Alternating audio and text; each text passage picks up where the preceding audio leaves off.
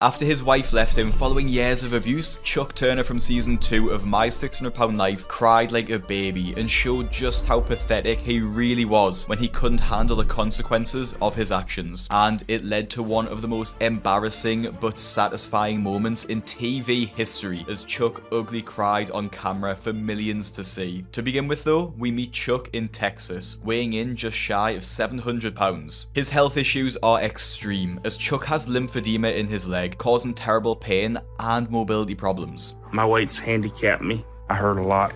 I got lymphedema on my leg. On a scale of 1 to 10, right now the pain's a 9. I'm tired and I'm wore out, exhausted. I can't keep doing this.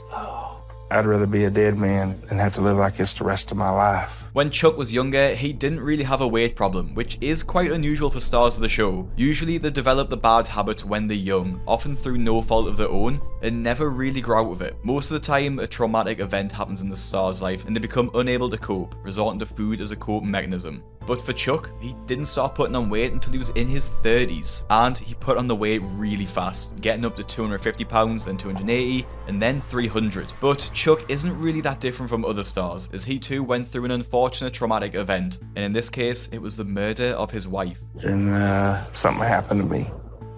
It changed everything. My wife was murdered, and it just floored me. She was a good person, my best friend. I just couldn't take it, so I turned it to food. Give me the special on your leg and thigh, the 9-piece. I shut the world out. Just locked myself away and ate fast food 3 times a day.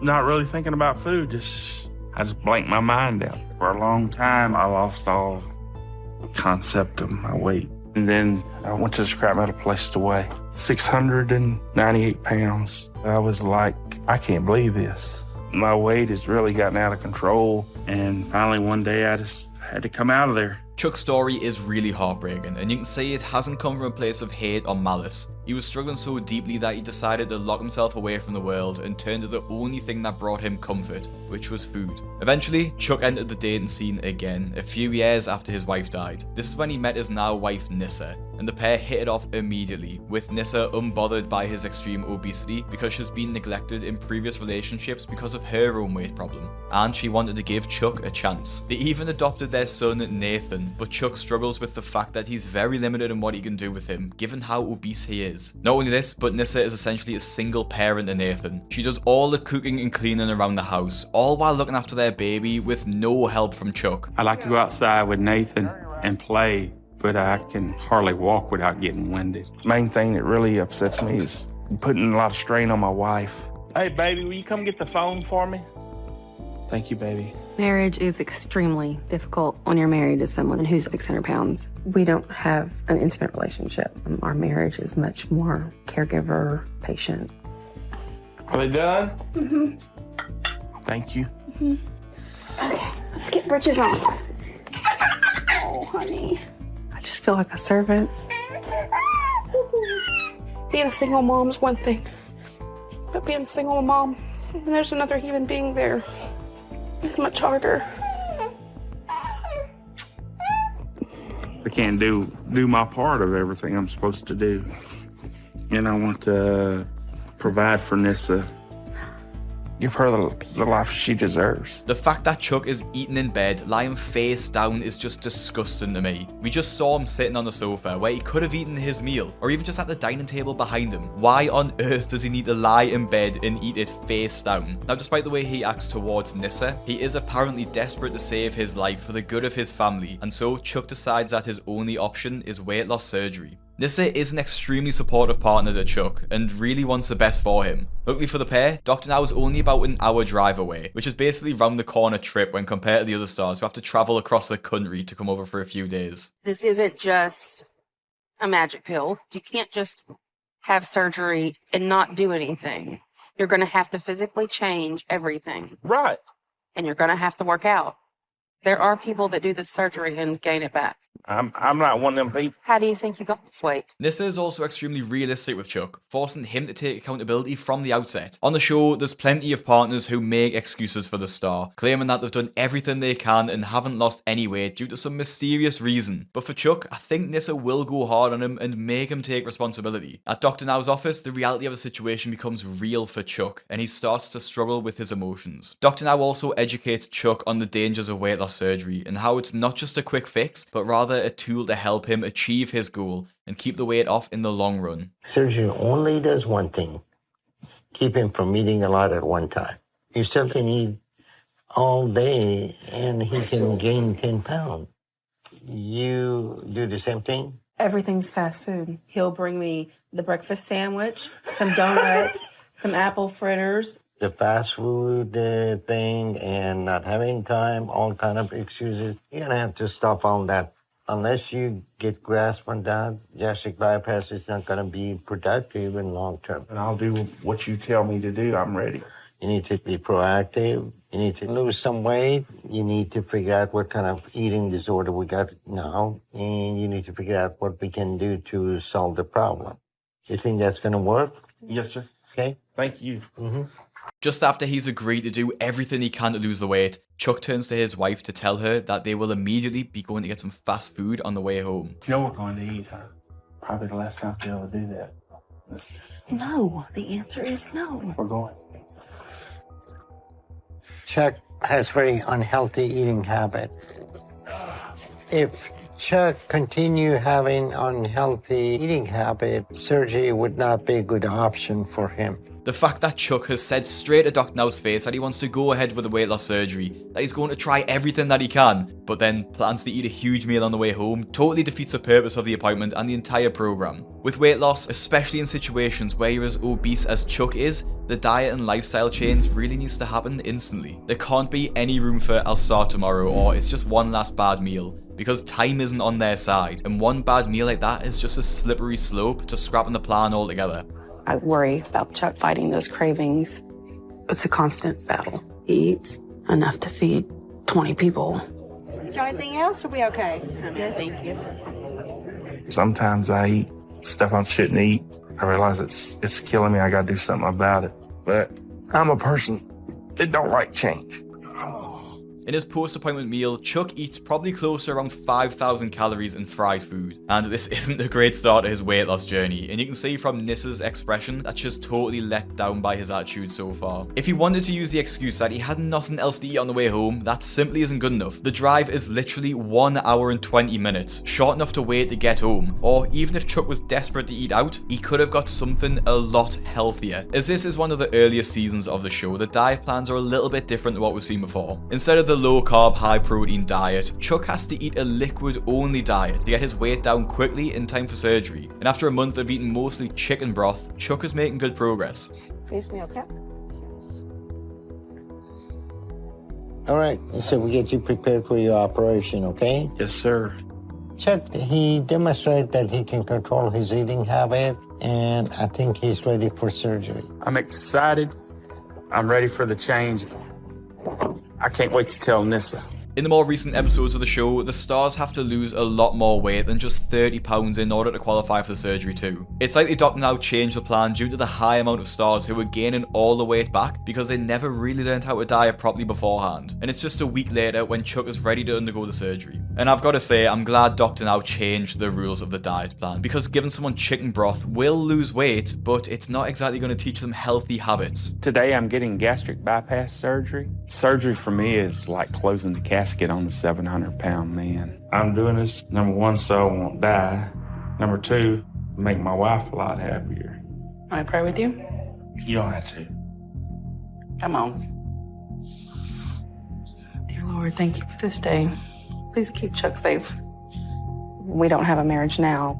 If he doesn't change his life, we certainly won't have one after. Surgery is probably the last thing that can help me, and if it fails, then I'm a failure. I feel like this is my last chance at life. I'm not some punk that wants to lay around in the house and not go to work. I want to do what I'm supposed to do and provide. Now, during Chuck's surgery, Dr. now reduces the size of Chuck's stomach to only 2 to 4 ounces, or about 50 to 100 grams for my European subscribers. That's a very small amount of food, meaning that Chuck will become full quicker and not be able to eat anywhere near as much as he used to. There's also the risk that if he does overeat, he risks tearing the stitches that Dr. now made, reversing the surgery altogether. However, not everything goes well after the surgery, when Chuck reveals his true colours in a totally disgusting outburst towards his wife. After waiting at the hospital with her son, who only looks about 1 to 2 years old, Nissa tells Chuck that she has to go and take him home, and Chuck isn't happy with the situation to say the least.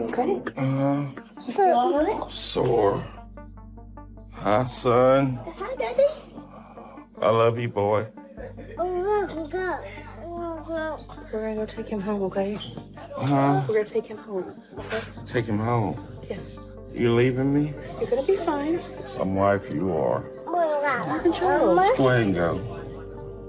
Marvin. Yeah. Go. Let's get out of here. Bye. You leave my wallet, son. Catch a cab to Beaumont. Marvin Charles, I'm picking you up. Don't be over. Okay, dear. I'll call you tomorrow. Don't even call me. I'm sure he's scared. Doesn't want to be by himself. You know, to him, he's just taking a nap. He doesn't realize the whole day's passed and how much of a handful Nate is. I mean, he just doesn't understand. The way Chuck speaks to Nissa is awful, considering she's been at the hospital for the entire length of the surgery, which will have been a good few hours. He is genuinely so mean to her, and the fact that Nissa ends up crying and trying to excuse his behaviour is actually heartbreaking. If he speaks to her like this in front of the camera and film crew, I don't even want to think about what he's like behind closed doors. And it's not just me who thinks this either, with people on Reddit feeling the same way. I just watched this one a few days ago and I forgot how much I hated Chuck. He's the worst kind of person. He's always the victim. He can treat his wife as shitty as he wants to, but when she stands up for herself, he's in tears. So fucking manipulative. When she had to leave after his surgery to take their son home and he said, "Some wife you are," I wanted to punch him. Even on the way home from surgery a few days later, Chuck's awful attitude continued. Get in the lane. Cuss at me. You be quiet. Sit there and be quiet. Don't say nothing. Damn. What? I'm hurting. You're hitting bumps. I'm hurting. There's pain after surgery. I know I don't handle it well. Sometimes I lash out. Chuck has to change. I can't handle it anymore. I don't know why I keep doing this. Chuck clearly has a temper and takes it out on Nissa when he feels the slightest bit stressed. It's totally unfair that he's doing this to her, especially as she's doing everything around the house, looking after their baby and working to support the family. And as Chuck continues with his weight loss journey at home, where he has to follow the strict diet, he struggles with his cravings, and Nissa starts to worry that he'll fall back into his old ways and gain the weight back. I thought the surgery would take away my cravings, but it hasn't been that simple. I'm eating less, but I still like good food that tastes good. Right now, I'm going to get me some eggs, some protein, which is healthy for you. An order of eggs and an order of bacon. Now that my surgery's been done and it's over with, I know what I can eat, and that's it. I know how much I can eat. If you've eaten more than you're supposed to, it'll really make you sick. Didn't sit right with me. I'm not sure why Chuck was going to the drive-thru just for bacon and eggs, when it would have been really easy to make that at home. In fact, in the UK, you wouldn't even be able to get this kind of thing from a fast food drive-thru. And the fact that he's throwing up his breakfast shows that his portion sizes are still massive, and he shouldn't be eating anywhere as much as he is. As Chuck continues to recover from surgery, Nissa is balancing running the household, looking after their baby, having a full-time job, and going to nursing school. To say that she's handling a lot is putting it lightly, especially when compared to Chuck, who haven't seen him do anything. After throwing up at work from eating too much again, Chuck comes home as he's unwell, forcing Nissa to also come home to help him. Thank you. I think I might have ate something bad. Yesterday I had a pork chop and french fries, and I had 2 eggs for breakfast. It's really frustrating to see him not do what he should be doing. He's cheating, he's throwing up and getting sick. If I was given an opportunity of a lifetime, I think I would do something with it. Daddy was supposed to clean the kitchen every morning. I'm sick of excuses. I'm sick of doing everything by myself. I just don't think I can count on him. Nyssa is literally doing everything, and the fact that Chuck is just lying face down in bed on a pillow that is covered in food and sick is totally disgusting. I really sympathize with Nyssa, and honestly I really hope she leaves him, so she doesn't have to stick around and look after that mess anymore. 2 weeks later, Chuck is back in Houston to see Dr. Now for his first weigh-in since surgery. Nice to see you again. I see you. I'm not really nervous about stepping on the scale. I feel good about it. What's good? You lost 21 pounds in last month. That's a little bit much under what I expect to lose. Right. I want you to lose about 30 pounds a month. Okay? All right. Chuck is not making the progress that he should be making. He's overeating, but he's denying it. Only eat 3 times a day and try not to snack. And don't. I don't snack much. Very rarely. I have a snack here and there. You're still eating fast food Right. from habit, so you need to overcome all those issues. Chuck is one of those patients that he will never tell you the truth about his eating habit. Although Chuck has lost weight, he hasn't lost anywhere near enough than what he should be losing. This is because he's eating portions which are just way too big, which we saw when he was throwing up, and because he's snacking too often throughout the day. Remember, if that's what he acts like and what he eats on camera, we have no idea what he's like behind closed doors. When Chuck is straight up lying to Dr. Now about his eating habits, there's really not much that can be done about it, and it's all up to Chuck to change. A few weeks later, after Chuck has lost a bit more weight and is nearly below 600 pounds, Nyssa also decides to have weight loss surgery. Although she isn't over 600 pounds, she still struggles with her weight and is obese, and wants to be a healthier person to live a better life and be able to do more with her son. I guess I'm just waiting for my nerves to kick in. I can't imagine them cutting half your stomach out. You ready to go get the knife? It'd be nice if Chuck could take care of me right now, like I did for him. Okay. But I know that's not an option, and I have to be strong and take care of myself. I've realized I want to make a change in my life, and whether Chuck makes that change or not, I have to move on with my life. And the fact that Chuck makes such a horrific comment saying, "Are you ready to get the knife?" when Nyssa is really upset and struggling with the fact that she's having surgery is just awful, and tells you more just about the man Chuck is. He doesn't try to comfort her in any way, even when she's crying, and it's only the nurse that offers Nyssa any sort of support. A few days after the surgery, when Chuck comes to take Nyssa home from hospital, he makes some big promises about how he's going to change his behaviour. Hey, I'm gonna start helping you with the kitchen and the laundry and taking the garbage out. Chuck's saying that everything will change, he'll be helpful. Reality is probably something different. Did you get my medicine from the pharmacy? Hmm? My medicine from the pharmacy. I gotta go get it. Can you hurry? Because I need it. You want me to make a special trip just to go get the medicine? Yeah, it's my pain medicine, I do. I'm extraordinarily frustrated.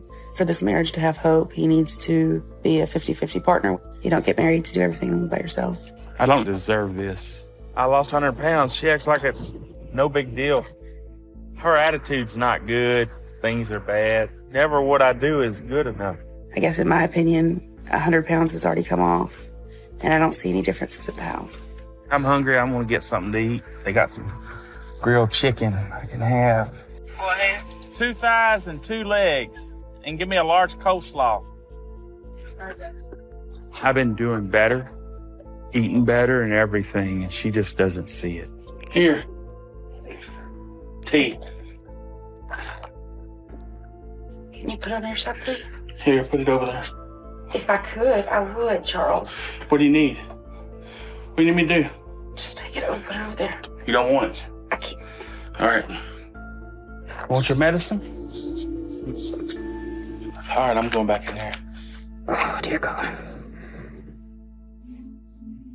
And there are so many things wrong with how Chuck is acting, but let's start with the main few. He complains about having to pick up her pain medication for the surgery that she just had a few days ago. He sits eating popcorn when Nyssa is folding her washing all by herself again when she's just had surgery. He complains that Nyssa doesn't appreciate all the extra effort he's been putting in with his weight loss while walking through the front door with fast food from the drive-thru. Chuck is a walking contradiction, as he demands respect for changing when he hasn't changed anything at all. We'll soon see what becomes of their relationship, and if Nyssa can take any more of Chuck's lazy excuses. A few weeks later, Chuck continues his slow weight loss, getting down to 526 pounds, which is a total weight loss of 171 since surgery. In total, Chuck has lost nearly 200 pounds altogether, but still isn't making the progress around the house. And for Nyssa, she's at the end of her tether. After 3 years of marriage, Nyssa serves Chuck with her divorce papers. How you doing, baby?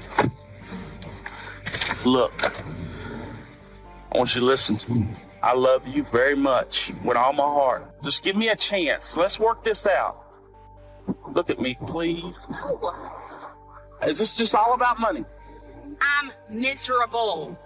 Okay. It's all about money. I will take the car tomorrow. I will come pick it up at your work and put tires and have it cleaned up and oil changed. Great, I'm selling my life out for an oil change, tires. Are you kidding me? I will make you very happy, I promise you. I've lost weight and I'm doing good Nothing's changed. because my weight. My damn leg. I couldn't get surgery and I've been handicapped and you want to hold that against me? You're 43 years old. You're old enough to take care of yourself. I'm sorry. I was told to never made you mad this morning. I will make this work, I promise. I will do right. I don't need to lose my family because I'm going to go down. Charles, that is your problem. I cannot be the reason you live. I can't be the reason you die. I can't be the reason you lose weight or the reason you gain weight. I can't be the reason, okay? I can't. Period. Please don't do me this way. Please. If we get this divorce, I can't go on because I don't have insurance. I won't be able to go to the doctor like I need to. I'm not going to be able to get my lymphedema fixed. I'm not going to be able to get my skin removed. I don't have nobody to take care of me. She don't care. She does not care. I love that baby. Stop thinking about him. She shouldn't let me go like this. I don't want to be alone. I got no reason to go on living. All I can say is, thank God Nyssa actually did it. I'm so happy that she's realised her worth and decided to leave that mess. And this is all driven home by his top reasons why he doesn't want Nyssa to leave him. He will lose his health insurance, which he probably gets from her job. He won't be able to have the skin removal surgery. He won't have anyone to look after him. And the most hilarious one, he doesn't want to be alone. All of these reactions focus on what Nyssa provides for him and is not about their relationship at all. Chuck doesn't even mention anything about how he loves her. He just focuses on how he can't survive without her due to how fat he is. Some Redditors made this connection too and hate how selfish Chuck was. What bothers me about Chuck is how self-centered he is. When she informed him that she was leaving him, all he could care about was himself. He told the camera, if she leaves me, I'll lose my health insurance. I won't be able to continue seeing Doctor now and losing weight. I won't be able to get my surgery on my leg. Me. Not once did I hear him say, I'm so distraught about what I've done to hurt her. Or, I'm sorry my actions led to her having to do this. Or any acknowledgement that she existed and had feelings too. After Nyssa officially moves out the house, Chuck has a complete mental breakdown and struggles to cope with the news. I can't go through this. I won't never do this again as long as I live. And I promise you I won't fail. I'm able to get a job. I will go in the morning and go to work for somebody to make damn sure I pay my damn bills. I really don't see that happening. I won't never do this again as long as I live. I know I have. I know I have, and I know I told you my word's no good to you, and I will make it right. I promise. I'm fine. She's coming home until you're gone. I would like you to sign the paperwork. Period. Nyssa doesn't listen to Chuck's pathetic complaining though, and tells Chuck that he needs to sign the papers regardless. Though this is clearly upsetting for Chuck and he struggles to cope knowing that he'll have to face life without Nyssa, he does continue with his weight loss. Likely due to trying to win Nyssa back, Chuck goes walking and swimming daily and sticks to a low-calorie diet. I'm excited to see the doctor. I used to dread it. When I know I go in and see that weight loss, that's exciting to know how I'm doing. Last time I was here, I was 508. Chuck, you are doing excellent. Let me see, how is your lymphedema in the leg? That grosses people out to see that, I'm sure. And I want it off of there. Chuck is doing very well. I think it's a time for Chuck to have skin surgery. We'll set you up for the surgery. Get this lymphedema mass off of your leg so you can walk better. You're gonna be like a new person. It's like Nyssa leaving Chuck turned out for the best, as it forced him to turn his life around because no one was going to do it for him. He didn't have anyone cleaning up and making his meals, so he had to start doing it himself. Losing almost 300 pounds is a huge achievement. Then he's lost almost half of his actual body weight, and after the skin removal surgery, even more weight will come off. If I'm being 100% honest, it's hard to feel happy for Chuck, just because of the way he treated Nyssa. A few months later, after Chuck loses another 100 pounds, he's booked in and ready for the skin removal surgery. And because of his massive weight loss and apparent effort to change, Nyssa has decided to give Chuck another chance. Chuck and I have been apart for a while, but he's made a lot of progress and he's getting better. Yeah, You're gonna be okay. I love you. I put the divorce on hold. I want to see if we can try and make things work. I'm ready to get this growth removed from my leg. I'll be able to do so much more once it's gone. I'll become the man that Nyssa deserves. In the surgery, Dr. now removes Chuck's lymphedema mass so that he can walk easier. This has a big impact on his overall mobility, as he starts to do things that he never thought he'd be able to do. Now that I can move around, it feels good to be helping around the house. I'm putting together a swing set I bought Nathan for his birthday. My whole life has changed and I feel like a new man. I'm on the road to being a better husband and a better father. To do something like it for Nathan feels real good because I'm able to do it. It's going to make him happy. We're going to go play on that swing set that Daddy put up for you. You ready to go outside and play? Show Daddy your swing set. Come on, let's go play. Come on. You want to slide down the slide? Whee! Now get your behind back in there, boy. These are the precious moments with my son that I could never imagine, and now they're coming true. An entire year after the show started, Chuck has lost an entire 425 pounds, more than half of his original body weight of nearly 700 pounds, and he looks like a completely different person. I'm ready to move forward with the rest of my life. It's good. I want to jump up and down. I did way better than I expected to do. I've lost over 400 pounds, and I'm real proud of myself. Wow, you look different. I feel different, feel better. But Chuck's story doesn't end here, as he features in a follow-up episode in the Where Are They Now series, and his story was too interesting to ignore. At the time of filming the episode, Chuck's weight is down to 270 pounds. But while his weight is down, his marriage with Nyssa couldn't be saved, and they ended up filing for divorce. Nyssa has moved out of the family home and has full custody of their son. She's left. My family was my whole world, and to lose that in the end was a heartbreaking thing. It hasn't been easy. I miss my family a lot. I love my son Nathan, and the hardest part of this is not being able to see him. After a few months after his last appointment with Dr. Now, Chuck is back for a follow-up appointment to make sure he's keeping the weight off, but it appears Chuck may have slipped up in the past few months since his appointment. Last time I was in, I was 268. I'm hoping I'm closer to 250 now. I can't believe that. It scares me a little bit to not realize how much weight I've gained. I don't think Dr. Nazardin's going to be happy. Chuck, here's the situation. Since last time I saw you, you gained 20 pounds. What do you think that is? But I've lost weight. My skin was tight. Now it's real loose, flabby, and all this is real. You're like a kid, keep lying and repeat the same lie, then finally you're gonna believe it. You're not convincing me, you're just convincing yourself. I'm not trying to convince you. So where is your extra calorie coming? My extra calorie? Eating stuff that I'm not supposed to have, but it was just a small amount. Yeah, it's just not an occasional thing. The bottom line is you're feeling comfortable with your eating habit. In order for you to get everything fixed up, you need not to be over 250. No excuses. Yes, sir.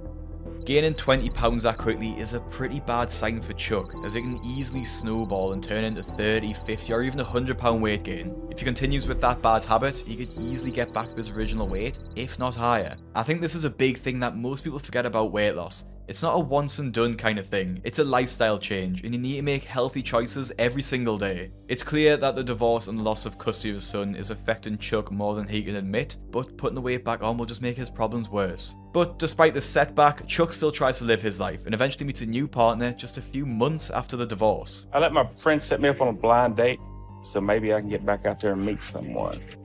Look at all of this young beau. The second I saw Erica, it was love at first sight. We've hit it off and been seeing each other quite a bit. We actually haven't known each other very long, but he's been a sweetheart. And we just both feel like God kind of led us together. I feel like I'm getting a second chance, and that makes me want to try even harder to make more progress. If I start a serious relationship again. Chuck even joins a local gym and gets a personal trainer to help him with his weight loss. In mid-set, he drops quite the bombshell. How you feel? It's getting me, but I'm good. 3.5 minutes ain't bad. I think I was more depressed than I wanted to admit. I tried to save my marriage, but I failed. When you give something your all and you come up short, it's hard. But I'm starting to see how to rebuild my life. Ready?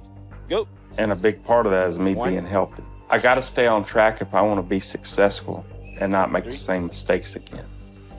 2 minutes. 22. They're competitive. I decided I want to ask Erica to marry me, and that's been the greatest motivation to lose more weight.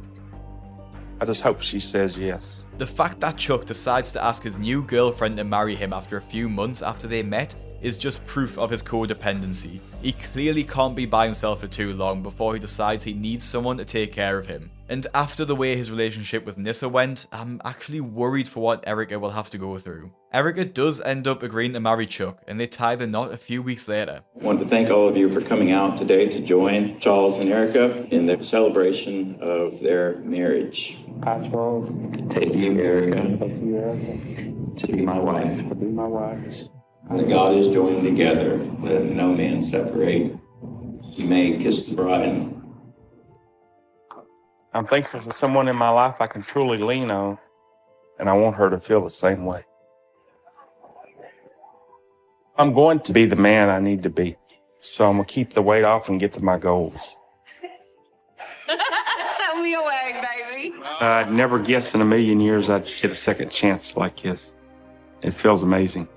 Despite their seemingly happy ending, Chuck's relationship status on Facebook says that he's divorced. And because he's quite active on social media, it can be assumed that he divorced Erica. Although Chuck did successfully lose enough weight to hit his goal, his struggles with his personal and emotional issues mean that he can't maintain a good relationship. Hopefully, Chuck can put his past behind him and learn to be a more patient and caring person, but from what we've seen, I cannot really see that happening. From soiling himself in Dr. Now's office to standing on a scale that couldn't even register his weight, Sean Milligan was not just the heaviest patient ever in my 600-pound life, but potentially the heaviest man alive at one point. Bedbound for years, he was trapped in his own house, slowly fed to almost 1,000 pounds by his enabler mother. And although his mother just wanted to care for him, she was doing the opposite, and this story does not have a happy ending. This is a tale of dependency, trauma, and addiction, and we are looking at all 3 of Sean Milligan's My 600-Pound Life episodes, and we start at the very beginning. Every day I wake up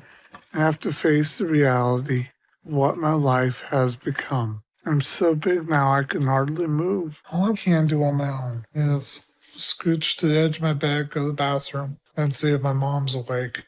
I can get up, but I can only walk a few steps. So I just stay here in this bed no matter what.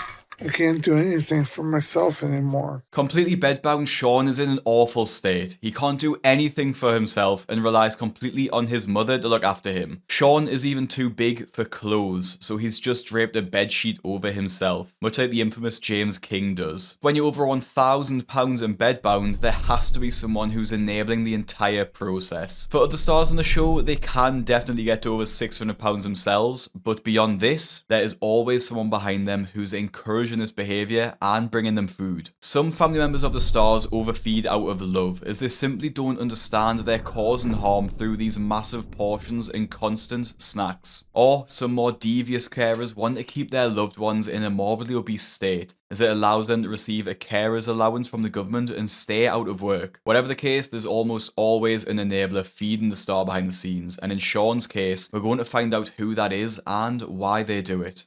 Mom, How you doing, sweetie? Good.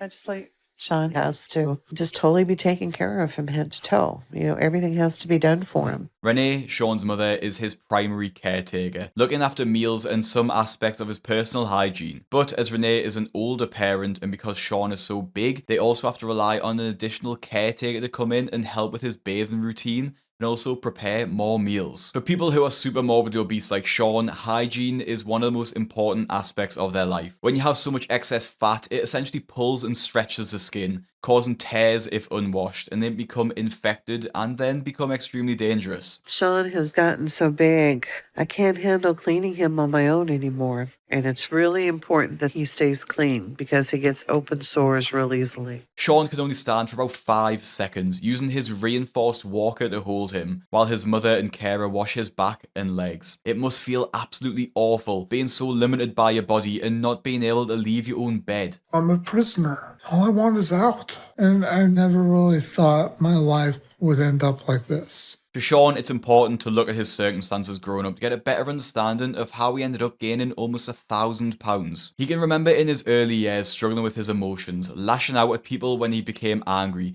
even resorting to violence. And this was due to him having a really troublesome relationship with his dad at home. My dad would get angry at me, and he had a tendency to get in my face and yell at me. He would do things like back me into a corner, and I was just worried what he might do when he lost it. It was scary. I didn't know how to deal with it. So I would eat, and suddenly I felt a lot better. In that moment, nothing else mattered. While Sean was overeating to feel better about the situation, Renee was also encouraging him to eat, as she also has a complicated relationship with food herself. I probably overcompensated in a lot of ways.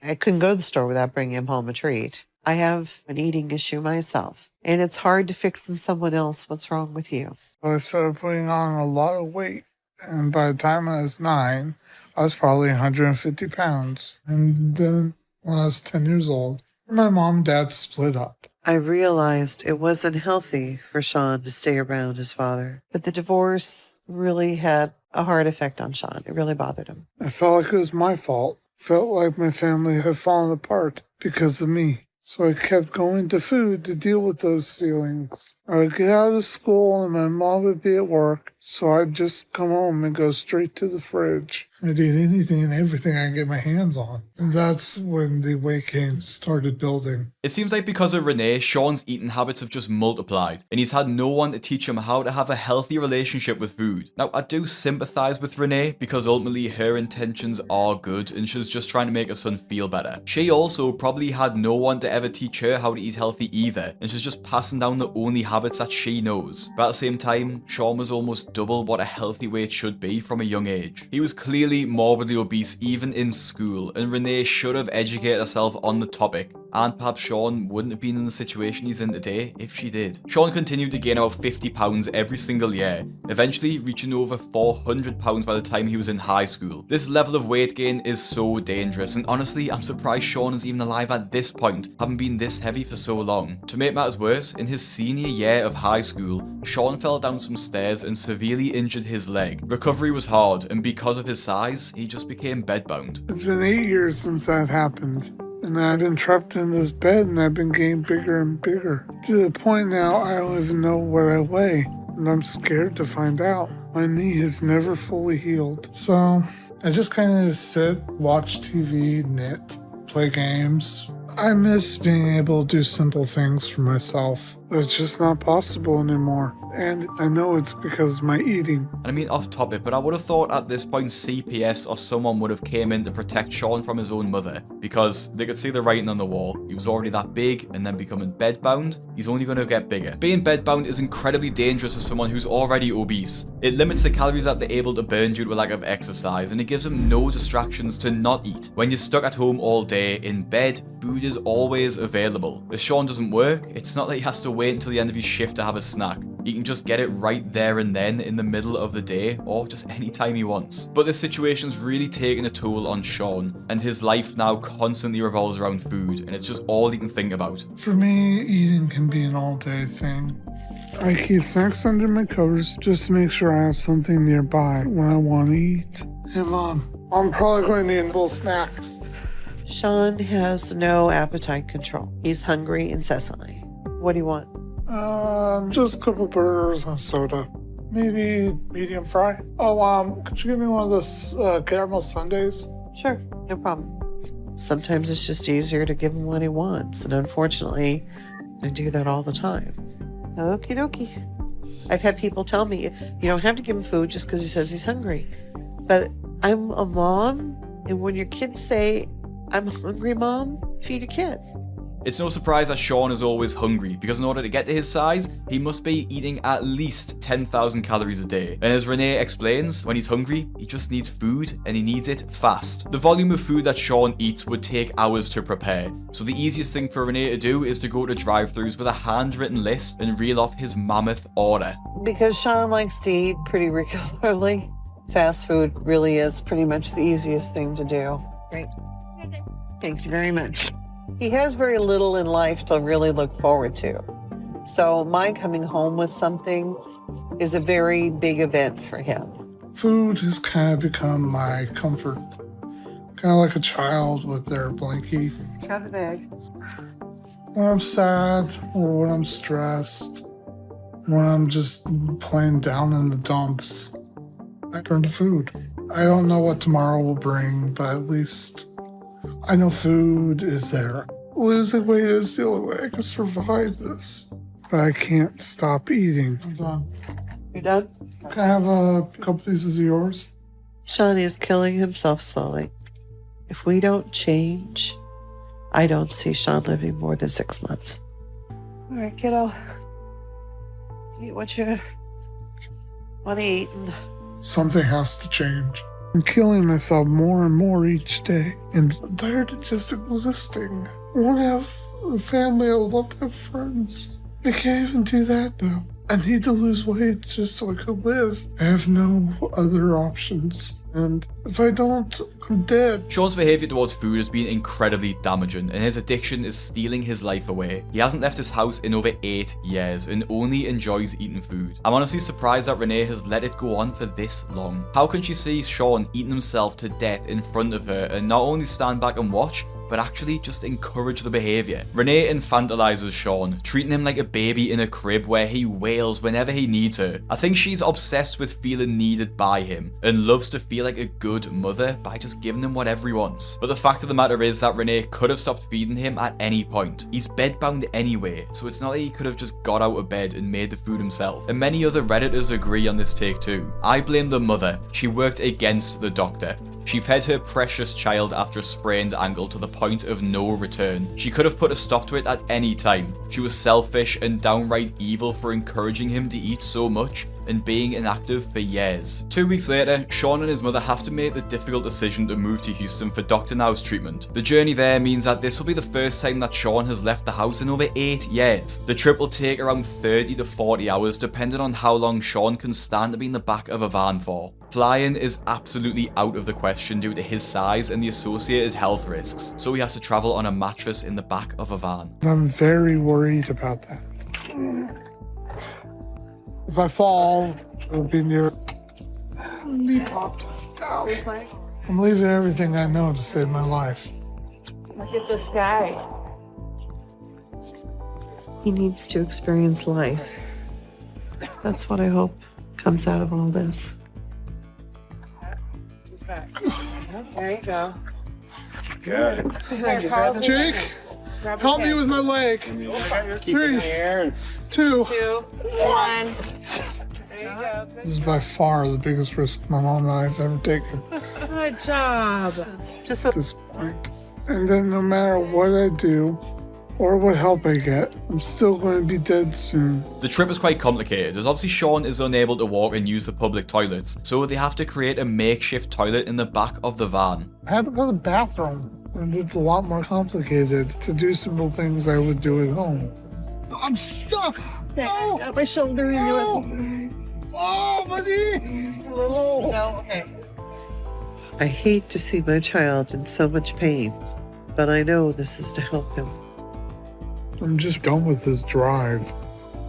I want to be in my own bed again. And even on the way down to see Dr. Now, the bad habits don't seem to be slowing down, as they stop countless times at fast food drive-thrus. Once Sean arrives at the hospital, Dr. Now will see how far Sean can walk and what the state of his body is, as Sean doesn't even know his own weight, as he hasn't stepped on a scale in years, so it'll be the first time he learns what his actual weight is. Sean, Hello. how are you today? I'm good. How was your trip? Interesting. All right. Right now, Sean doesn't look like he's very concerned about his health. He's clearly at least 800 pounds from looks of it, and he has swelling of entire left leg and deformity of left foot. Let's bring him in. But Sean has some mobility, which is good. You okay? But he can't walk too far, and he still needs to be in a wheelchair. So we get him inside and see how he's doing. Being wheeled around the hospital is the most movement Sean has experienced in years, so he's struggling with the change quite a bit. Please stop. I can't go any further. Stop. Somebody take that. Thank you. Sean, you feeling okay? No, I'm in extreme pain. What's the matter? Everything. I'm not used to sitting in a wheelchair. Okay, you don't want to go any further. I will examine you here. I've had to do more in the last 20, 15 minutes than I've had to in a while.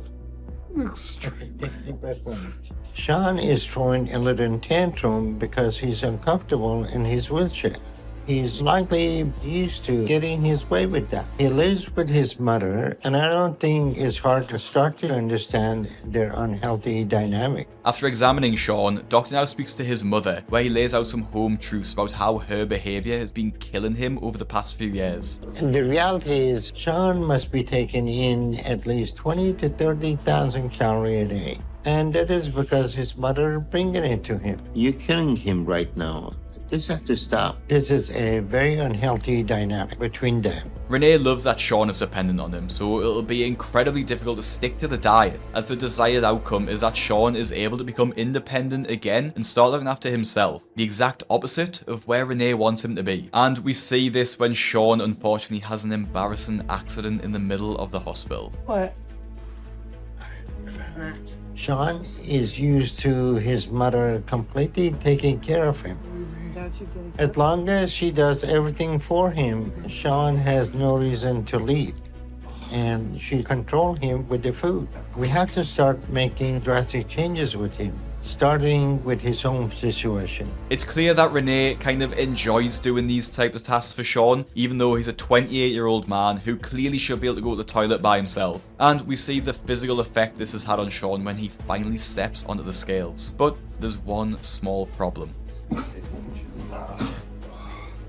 All right, the scale said over the limit, so this scale goes only to 800 pounds. As Sean is over max capacity for the standing scales, which for reference many other stars do use, so Sean is exceeding them by quite a lot, he has to go on a special bed scale. All right, we're gonna get you in the bed and check your weight. Looks like you're 919 pounds. You may be the heaviest person alive right now. This is not a good place to be. At your weight, it's a miracle that you're alive. Both Sean and his mom claim they're ready to make change. The fact that Sean is 919 pounds makes him not only the biggest person we've ever covered on the channel, but also the biggest person ever on my 600 pound life. He's so large that the producers could have gotten away with creating an entirely new show just for him. After his examination at the hospital, Sean is sent back to the temporary apartment in Houston, with the goal of losing over 100 pounds in the next few months. The diet plan which is given to Renee states that Sean can only eat 800 calories a day, but as he's been eating well over 10,000, maybe even 20 to 30,000 a day already, this will be an extreme drop for him. Sean hasn't really adapted to the new diet just yet, but we're trying. Sean has the big appetite. You know, he just wants to eat constantly. Never seems like he's going to get full.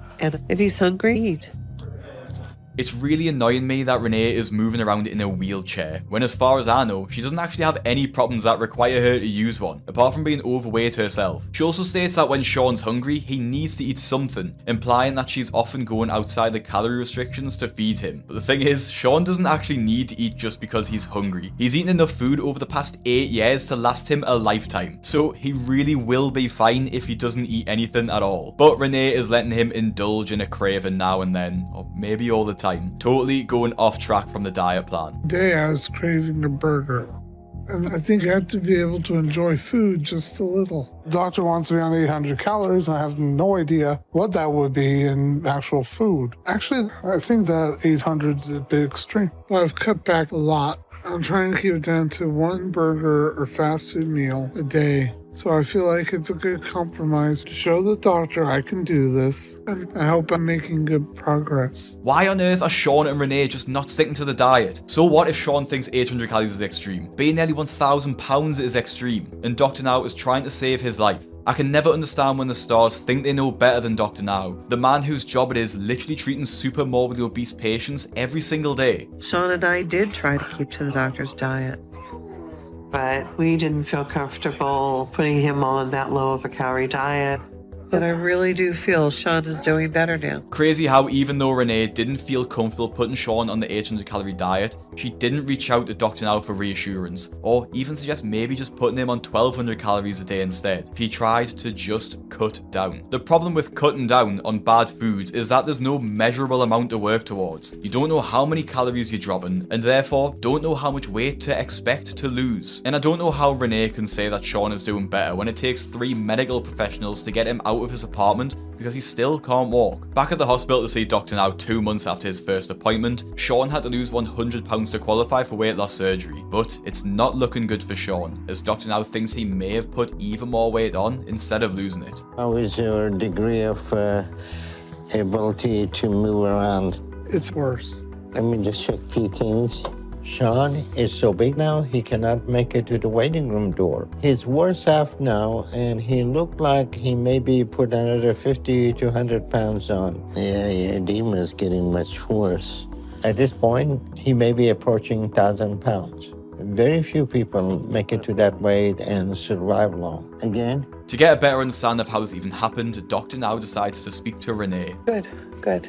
I mean, he's eating, just good healthy food, but we need to get on 800 calories. Renee's condition is far worse than 2 months ago. This is not acceptable.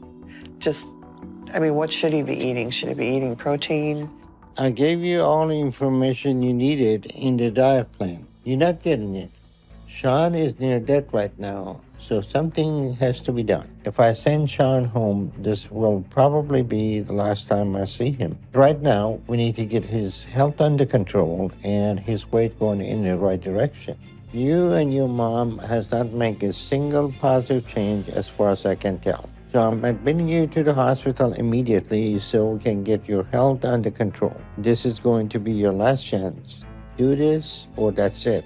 We will be able to do it.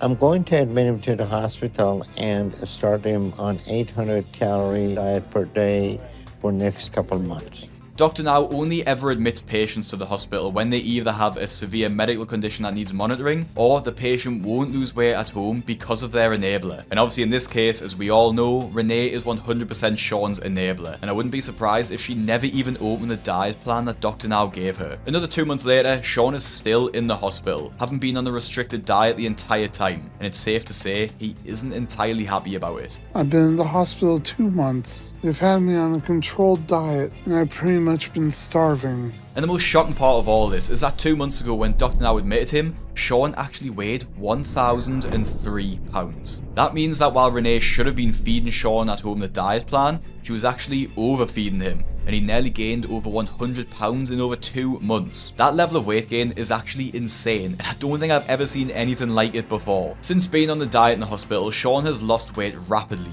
losing 259 pounds in just 2 months. This shows just how much Renee was overfeeding Sean when she was supposed to be following the diet plan. But Sean isn't out of the woods yet, as Dr. Now wants him to lose 100 pounds over the next 2 months by himself at home to qualify for the weight loss surgery. Concerned with Sean gaining any weight back, he also plans to send a nutritionist and physiotherapist to help with his progress. A week later, when he's back at home, Sean is starting to get fed up with the program already. I've been working on making more progress, but I'm kind of getting fed up with all the restrictions. Dr. Now said he's sending some people to help me stay on track, and today the nutritionist is coming. And I'm not looking forward to it. When the nutritionist arrives, we learn already that just a week in, Renee is already going back to her old habits of overfeeding Sean.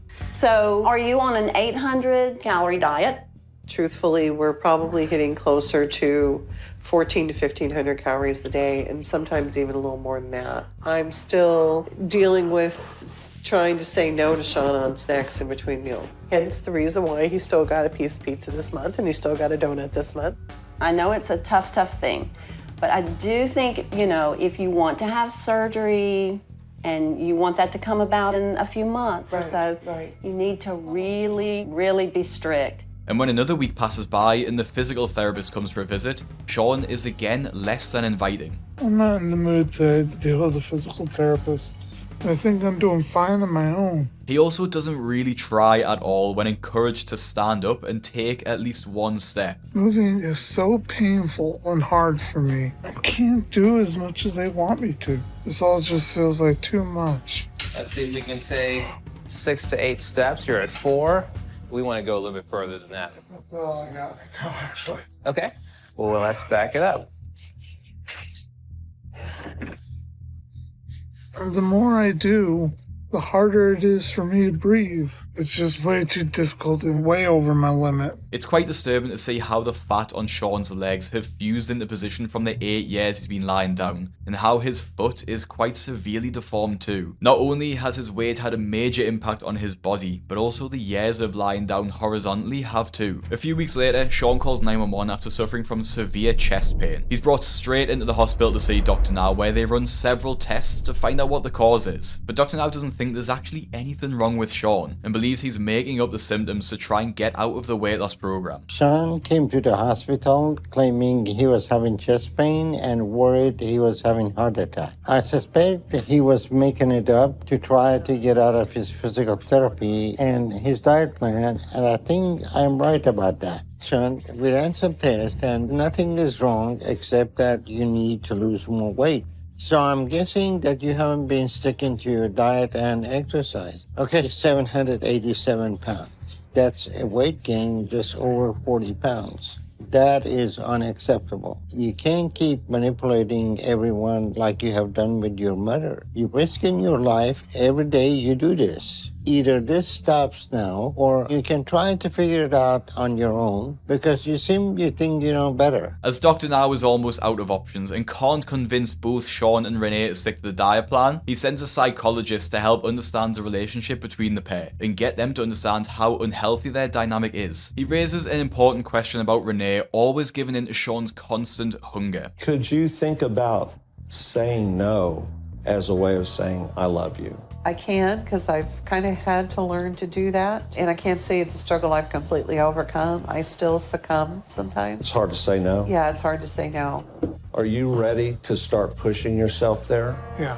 Everything that normally you bring him now requires some level of movement. And I don't want you to start real big. I want you to start with something that we know he could do. Right.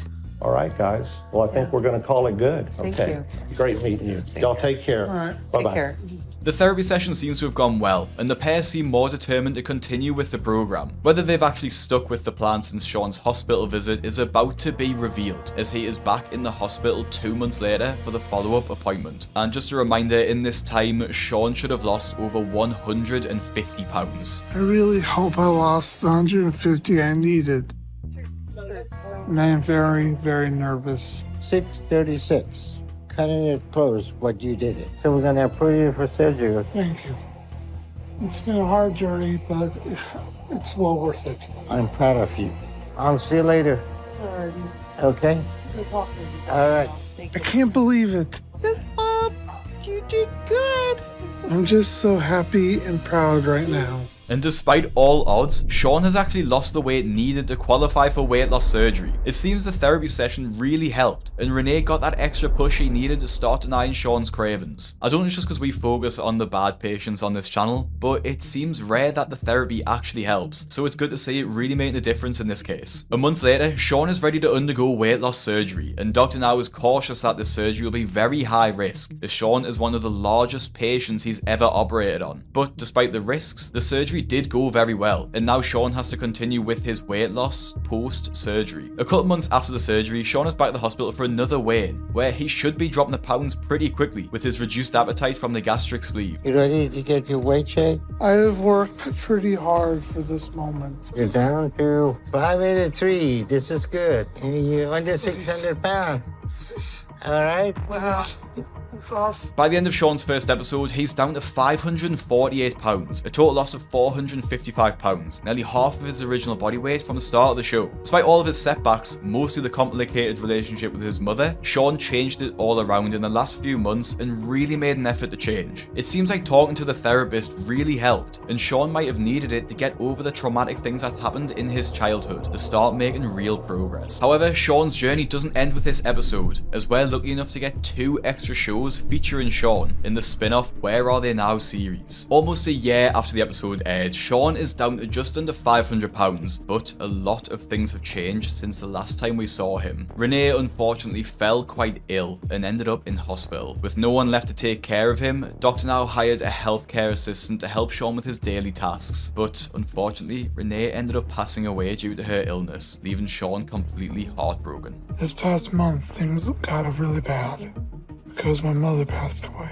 A couple of months ago, my mom went to the hospital because she wasn't feeling well, and she just kept getting worse. They said she had renal failure, and she didn't make it. So she passed away a couple weeks ago, and I'm devastated. And I don't know what to do right now, because my mom was everything to me.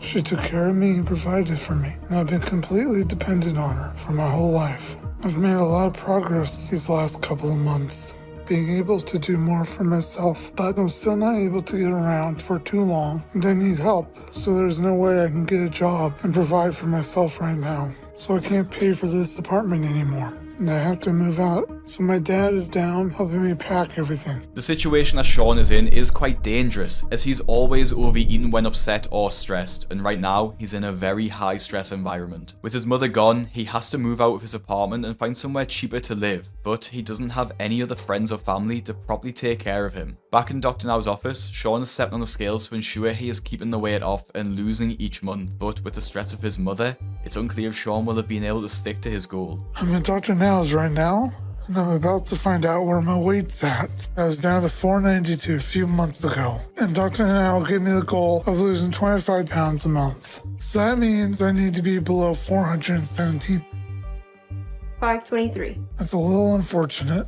I didn't think I'd be that far off from where I was hoping to be. I know I've had a hard time dealing with everything, but I don't think I'm eating a lot. So I don't understand how I gained. And I honestly don't know what Dr. Now will say. Gaining over 30 pounds instead of losing 25 pounds is a massive turn in the opposite direction, but to be honest, I do sympathise with Sean here, as losing his mother has obviously had a really bad effect on him, and I can imagine he's really suffering with the grief. While Dr. Now is clearly also sympathetic to Sean, he doesn't see the situation as an excuse for Sean's bad habits to come creeping back. For someone like Sean, if he doesn't turn his life around quickly, he could easily get back to over 1,000 pounds again in less than a year, as it's way easier for him to gain weight than it is to lose it. As Sean is also struggling with finding accommodation, he asks Dr. Now if it would be possible for him to live in a care facility. However, Dr. Now thinks this is totally out of the question, as Sean really needs to continue losing weight, and then he will be in a position where he can start looking for a job and start supporting himself properly. I know this may be hard to hear, but you're a grown man who has been given every resource to be able to take care of yourself right now. But the problem really is you don't want to.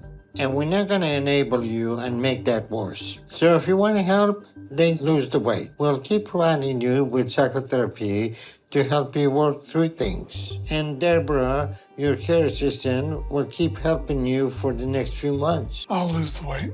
Don't worry. All right. Thanks. When Renee was alive, she did absolutely everything for him, and now that she's gone, Sean is having to start picking up the pieces and doing the growing up that he should have done over 10 years ago. The first step towards Sean becoming independent is moving into his own flat, where he has to organise everything himself, and it's safe to say that's not going too well. Today I'm moving out of my current apartment and trying to get into a new one. And the reason I have to move is I can't afford the rent. So this was the last day I could stay in my apartment. And I found a small little studio apartment that I'm trying to move into. A moving company is helping me move today. But this move is going to wipe me out financially. I can't afford the movers, the taxi, let alone rent, so I have no idea what I'm doing.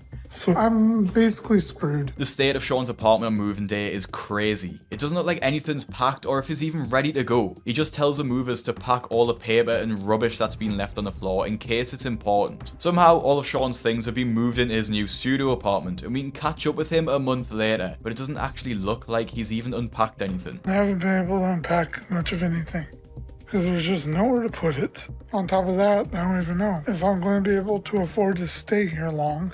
So might as well leave everything in boxes so I don't have to go through the torture doing what I just did over again. But it makes it impossible to find anything, which is amazing because this place is ridiculously small. But Sean isn't in his new apartment for long before being rushed to the hospital after calling an ambulance for his severe stomach pain. Sean arrived at the hospital last night complaining of severe stomach pain. We have run some tests and he has developed a significant number of gallstones. So overall, he is just not taking care of himself. And now he has an issue that we need to address before it becomes far more serious. In addition to the fact that he looks like he has gained some since I saw him last. As Dr. Now believes that Sean has put quite a bit of weight on since his last appointment, he asks Sean what his diet has been like. But because Sean is struggling with money issues, he says he can only afford to eat bread. Now, I know food is expensive, but there are lots of alternatives that Sean could be eating instead that wouldn't break the bank. Alright, Sean, let's see if we can get you up. You're up to 598, almost 600 pounds. So in 2 months, you gained almost 75 pounds. That's unacceptable, Sean. But one step at a time. You're gonna have to get your eating habit under control before it gets any worse. Because the reality is you should have lost at least 50, 60 pounds. So tomorrow, we'll go ahead and put you to sleep. We'll look down your stomach and take your gallbladder and see how your sleep holding up, okay? Yeah. Sean is making one bad decision after the other, gaining double what he's supposed to be losing. The next day, Sean undergoes surgery to remove his gallbladder, and at the same time, Dr. Now checks the state of his stomach to see if it's gone back to its original size after the surgery. And I'm also gonna use this operation to see how his gastric revision is doing, and see if he has stretched anything back out with his weight gain.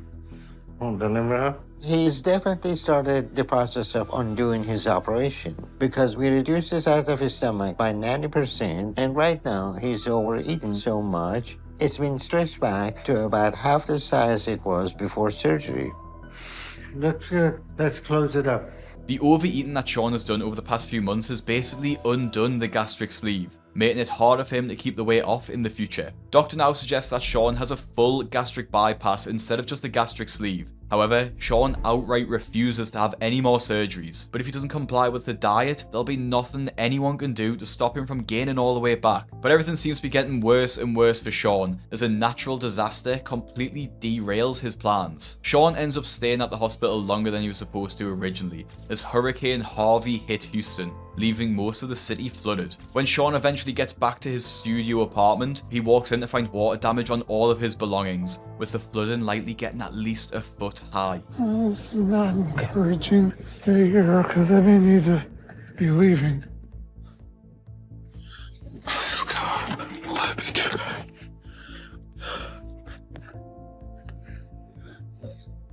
I just breathe. There we make.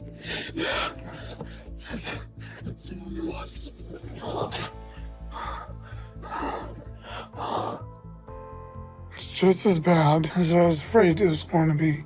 Water is gone now, but we got hit bad. It looks like it got up a few feet in here, and I could smell the rot in the mold, which is probably coming from everything, including my stuff. This is pretty much my worst case scenario, and what I was afraid of. I just feel like giving up right now. Feels like anytime I even want to try and work hard, to do what I need, to start taking a step in the right direction, life just slaps me right back down. It's lower than I'd like. So I have no idea what to do. And I feel completely hopeless at this point. I don't know how to fix my life. Feels like my luck can't get any worse, because my life is the only thing I have left to lose. And right now, I just can't take it. With his apartment flooded, the only option he has was to stay in a hotel. It's not an ideal scenario, especially considering he needs to stick to the diet without a kitchen. Not only this, Sean still needs help dressing himself, which means his carer has to come to the hotel to take care of him. My friend and PCA Deborah is here today to help me out. Alrighty, well let's put these shorts on now. I would need some help with this. Without help, it's really hard for me to get out and about.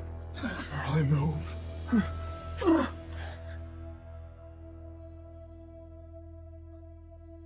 It's crazy to see Sean walking around now, after being bedbound for so long. The frightening thing is, even after having lost over 400 pounds, he still looks like the other stars starting their weight loss journey. And this really just drives home how large he was at the start, and how much further he still has to go. As Sean can't live in a hotel forever, he goes out furniture shopping with his carer, but this is something Sean has never had to do before because he's never lived as an adult. When Renee was alive, she would have taken care of all this for Sean, but now that he's on his own, he's got a lot of catching up to do. It's pretty nerve-wracking and frustrating, trying to figure out how to start over from after the flood. Now I'm just trying to figure out how to actually afford it and get it to my apartment. Alright, we got it. As Sean is also struggling financially without his mother income to help, which I think was also a disability, the furniture store sympathises with his situation, and due to the flooding too, they agreed to give Sean a brand new mattress free of charge. In another stroke of luck, Sean's rental company moved him to a new apartment that was undamaged by the flood, as well as letting him stay rent-free for a few months. But with nothing else to do, with a bit more income and no distractions, Sean's weight loss journey is starting to slip again. The boredom has been getting to me because not much has been going on, but there's not much I can do, so it's just really hard. I'm trying to stick to the diet, but I know I'm probably not doing so great right now. But the only reason I've been eating crap lately is I don't have enough money to buy food. And pizza is pretty much the cheapest and easiest thing to get. Okay. Alright, okay. Thanks. Alright, you're welcome.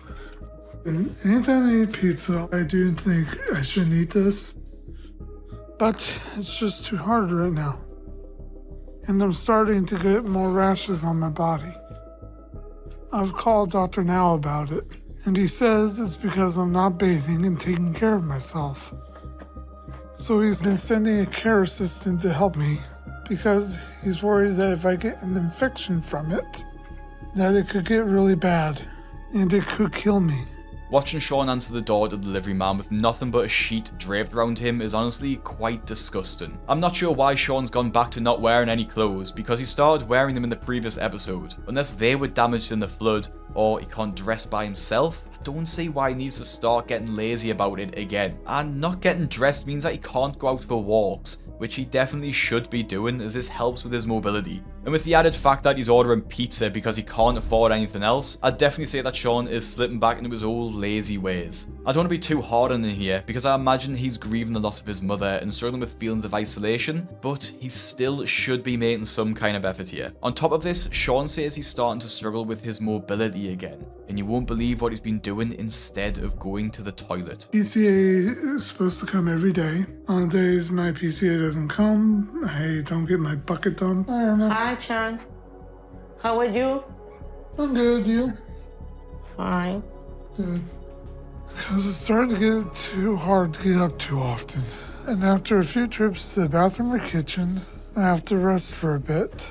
So I have a bucket for restroom breaks for when it gets to be too much to get all the way to the bathroom. And I don't have the energy to go out much. Ready? And to do much. So I don't feel up to going to the therapy yet. Or having Dr. Paradise come here. I'm planning on doing that soon. I'm getting back on track. This is all just a temporary situation. And I think I need to hit rock bottom before I start making my climb back to the top. I just need this time right now to take a break and get fully settled in and into a good pattern. And I will get back to where I need. I'm just going through a really rough patch right now. Oh, I'm sorry. I want Dr. Now's help. And I'm going to need his help to get into the facility I need. I just need to hit the pause button and take a moment. I need a minute. I don't know how much I've gained, maybe 10 pounds, maybe more, I don't know. Primary reason I'm not looking forward to seeing Dr. Now is I know I haven't lost weight. He's going to be pissed, and I don't need to deal with his attitude. The fact that Sean says he needs to hit rock bottom before he works his way back up is scary. What does he think rock bottom even is? Because to be honest, I think he's already there. He looks like he's gained over 100 pounds since his last appointment, and it's like he's totally given up. Sean doesn't have any time to pause the program. He needs to act fast because he's already slipping and becoming very close to weighing over 1,000 pounds again. I know he's struggling with his financial issues, but if he stuck to the weight loss plan, he would eventually be able to get a job and start earning more money. And also remember, it's cheaper to eat less food. It's like he's sitting and waiting for something to happen rather than helping himself. The rash on Sean's stomach is also quite concerning, as he isn't washing himself as often as he needs to, and it looks like it's at risk of becoming infected. Over the next few weeks, it gets even worse, so Dr. Now asks Sean to come to the hospital so we can take a proper look at it, but Sean isn't looking forward to seeing Dr. Now at all. And I'm not looking forward to this, because I'm just not in the mood to deal with whatever he has to say about my weight, because I should still have another month to make some progress. I just want to get this over with and get treated and hopefully get home quickly without too much grief right now. And as expected, Dr. Now doesn't hold back when he sees Sean. Well, it looked like you have gained a lot, so I'm sure that's part of the issue. But let's see how things look. This is all infected. That's not the ones I'm worried about. As long as you're this big, they're going to be able to get rid of all this infection. Sadly, I know that. But you're not doing anything about it, and that's the problem. I'm trying to get down to eating small amounts again. You're going right back to the way you were. Haven't been eating super well lately. You gotta open wounded. Okay, this is not good. Okay, Sean. Ouch. That's the one I'm worried about. We're gonna go ahead and instruct him some IV antibiotic, get some culture, and see what's going on. But your situation is not good at all because you're choosing to eat whatever you want right now. I'm done eating crap and I'm done eating bad, and this is a good wake up for me. Well, I heard that before, so I'm skeptical about that. Once we clear this infection up, then you're gonna have to prove it. Sure.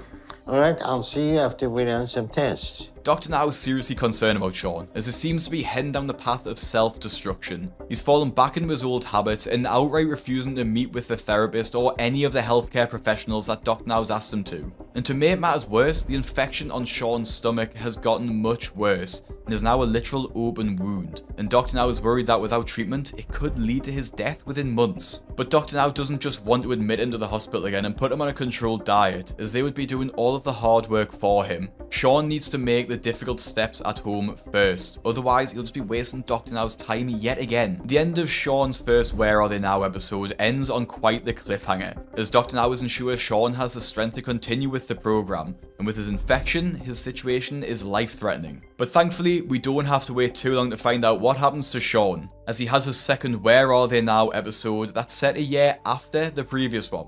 At this point, Sean weighs 668 pounds, with a goal weight of 190 pounds, meaning he has to lose almost 500 pounds to finish the program. Due to the significant threat on his life, Dr. Now keeps Sean in the hospital for a while to keep a close eye on his infection. I've been in the hospital for about a month. I'm here because one of my wounds got infected. The infection in my side was bad enough they felt they had to check me in, and Dr. Now told me that it could be life-threatening. I'm not happy about being here because they have me on a controlled diet. What happened was I hit a really bad depression for a bit. In the last few months, I've been eating a little too much junk food. I just lost my mom this year. After that, I didn't really care about anything. So I just ate what I wanted, did what I wanted, and it caused me to gain weight. Now I'm done with the pity party. I just want to get back on track. I'm just hoping I can go home.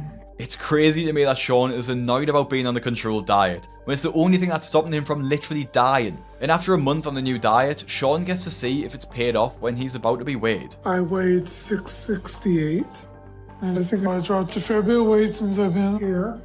We'll just have to see. 567 pounds. At least I'm down from when I came in. It's a fairly good drop. And the last few days, my wounds have been doing fairly well. Looks like they're healing up, so I might be going home soon. I'm looking forward to that. Losing 100 pounds in a month is incredible, and it shows just how effective the diet is. It's clear as day really. If you stick to it, you'll lose the weight. It makes it even more obvious when stars are lying about their diets too, because it's clear that they haven't stuck to it if they do gain weight, no matter what they try and tell Dr. Now. But even though he's lost lots of weight, Sean still isn't happy with the situation. I've been here in the hospital for a while now, and it's been miserable to say the least. The food is pretty bad, so this place is nothing like what I need. It's far too restrictive, and I need to be somewhere more reasonable, which is why I'm telling everybody I need a care facility, not a hospital. And I'm not really sure what Sean means when he says he needs to stay somewhere more reasonable. Dr. Now is trying to save his life. Of course he's not going to like the food when he's eaten nothing but fast food for the past 10 years. To be honest, Sean's lucky that Dr. Now intervened when he did, because during the time when Sean was at home, he gained over 70 pounds on his own. As Sean's hospital stay has ran its course, Dr. Now gives Sean some strict instructions on how to take care of himself at home, as he runs the risk of his infection coming back. So you need to make sure you wash dirty once you go home, okay? Unfortunately, I still can't fit in the shower at home. I'm trying to do sponge baths and stuff, but even that's limited. The shower is not too small, you're too big. Point of view. Well, what's going to help you with that is losing weight, because you're not going to fit in the shower when you're 500 pounds. But you're a grown man, and you should be able to take care of yourself and do the basic things you need, like keeping clean. And if you don't, your infection will come back. You understand me? Good. Almost all of the things Sean complains about would be solved if he just lost the weight. Like Dr. Now says, the shower isn't too small, Sean is just too big. And the fact that Dr. Now has to teach Sean to wash himself shows just how much his mother Renee looked after him, to the point where Sean can't even keep himself clean as nearly a 30-year-old man. Before he goes home, Dr. Now would like to see Sean's weight one last time to see if he's lost any more pounds in the 2 weeks since his last weigh-in. Alright, let me turn the scale on. Alright, this is zero. So you're at 521. Yeah, my back's starting to get. Okay, sit back down. So that's a weight loss of 147 pounds in a month and a half. So that's good. In just 2 weeks, Sean has lost nearly 50 pounds. Again, another incredible weight loss. And this shows when Dr. Now gives people a 50-pound weight loss in around 2 months, it should be easy, as Sean's just lost it in 2 weeks. And Sean could make the same progress at home too if he sticks to the diet, but we'll see how he gets on with that soon. Scared to live by himself again, Sean calls his dad to see if he'll be willing to live with him for a bit, to help with morale and ensure he sticks to his diet. I just talked to Dr. Now. He said that I should be able to go home today. Good, good. Yeah, that's good news. So I'll keep you updated. I appreciate it. I'll tell you what, I've got a busy day. I gotta get busy. Okay? Alrighty. No problem. About that. I can talk to you this evening. Alrighty. Okay. Talk to you later. Okay, bye now. Alright, bye. So I guess my dad doesn't have time for me, so I don't have anyone to help me. I'm completely on my own since my mom passed away. And it's quite sad to see that Sean's dad didn't seem to care much about him being discharged from the hospital, but it also seems that Sean took it too personally, as he didn't even ask his dad if he could stay, instead getting upset that he didn't offer. A month later, Sean is settling in at home, living by himself again, but he's starting to slip back into his old ways, with the excuse that he can't afford healthy food. I've been home from the hospital for a few weeks now, but I've just been settling in, trying to get adjusted to being on my own. Things since I've been back from the hospital haven't been going very well. Now that I'm taking care of myself, I'm responsible for my own food choices, and it's hard because I can't afford to buy healthy food. Not only has his eating been unhealthy, but his personal hygiene seems to be slipping too. Lose the shirt. So uncomfortable. As far as my hygiene goes, I have a caregiver who has been coming by, but she runs out of time for helping me with everything. But I do try and take care of myself where I can. I recently bought some supplies to help me take a little bit better care of washing. Bought a bucket so I can keep hot water in and some soaps to help wash me a bit better. I told Dr. Now when I was in the hospital that I want to turn things around, and I do. The image of Sean washing himself next to the kitchen sink is honestly pretty disgusting and disturbing, as he's rinsing his dirty wash rag over the same surfaces he prepares his food on. It's sad that the care assistant doesn't have enough time, but like I've said time and time again before, the more weight Sean loses, the easier these issues will become, as Sean will finally be able to use a shower by himself. After a month passes by, Sean is scheduled for an appointment with Dr. Now, and the only problem is, he fails to turn up. I was supposed to go to Dr. Now's a couple days ago, but I missed the appointment because I'm worried I didn't do so well. I just need a little more time to make some more progress. But Dr. Nazarian called. He said I had no excuse, and if I want to avoid losing my care assistant, I have to go back and see Dr. Now. And I'm pretty dependent on my PCA, so I have no choice. Sean is always asking for more time to lose weight, but the reality is, the more time he gets, the more weight he'll put on instead of lose. He's avoiding his appointment with Dr. Now because he doesn't want to face the reality of his situation, that he has in fact gained weight and would rather sit at home instead. Sean's physical mobility seems to be declining too, as he's back to only being able to walk a few steps. He knows Dr. Now will notice this and suspects that he'll have put on even more weight, which even Sean knows he has. When Sean steps on the scale in Dr. Now's office, you won't believe the amount of weight that Sean has put back on. It's actually unbelievable. I've been able to get out of this bed and start walking some. Good job, sweetie. You're doing great. Still have ways to go, but I'm closer than I've been in 10 years. To be back out there doing things, living life. You're definitely moving a lot better, honey. Dr. Now doesn't realize it's not easy for me to move around, but I'm trying really hard to get past the pain. Good job. It is extremely uncomfortable. The appointment's not going to go well, I know for a fact. I'm honestly not sure what my way will be.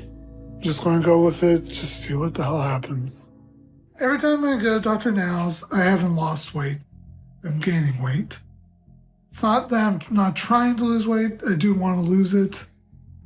But things are difficult, and every time I go, I get Dr. Now's attitude of, you gotta lose weight. And I'm not looking forward to that. Last time I checked my weight was a couple of months ago.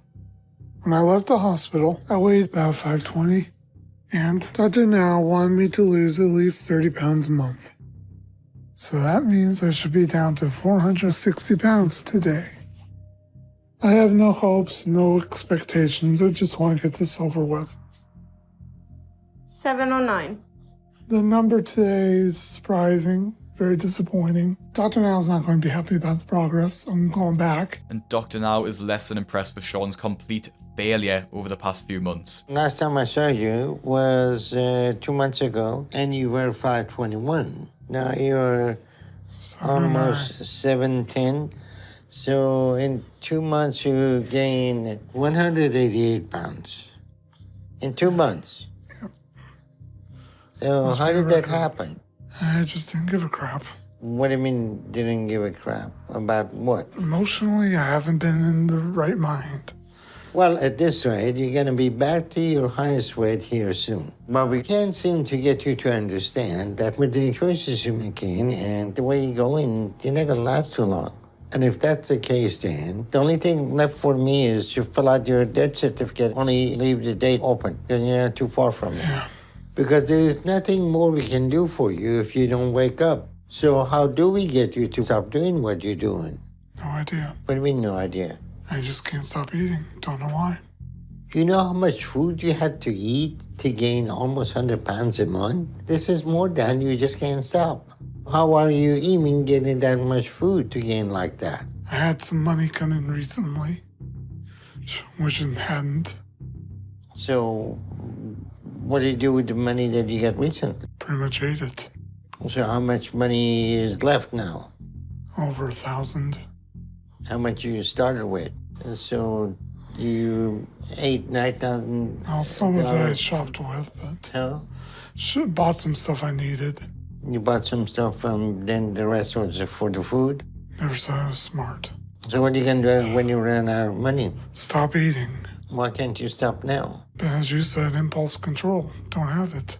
Why do you think that is? Because I'm stupid and weak. Yeah, that's stupid. You're just playing the game. You just have an impulse to eat, and you think you can keep going like you have been without it killing you. That's why you're in this situation. So you have a pathological condition that you need to change before that happens. And we're giving you the tools to do that. But we can't make the choice to use them and stick with it. You're not even doing what we said to prevent your infection from coming back, because I can smell that your personal hygiene is getting worse. I'm trying to wash every day. No, you're not, Sean. It's evident that you haven't washed in a week or more. I can tell because you just smell so bad. You have personal care assistant, and if you try to help it, but you always have an excuse not to do that, because either you're tired or you're busy or some other reasons. Yeah.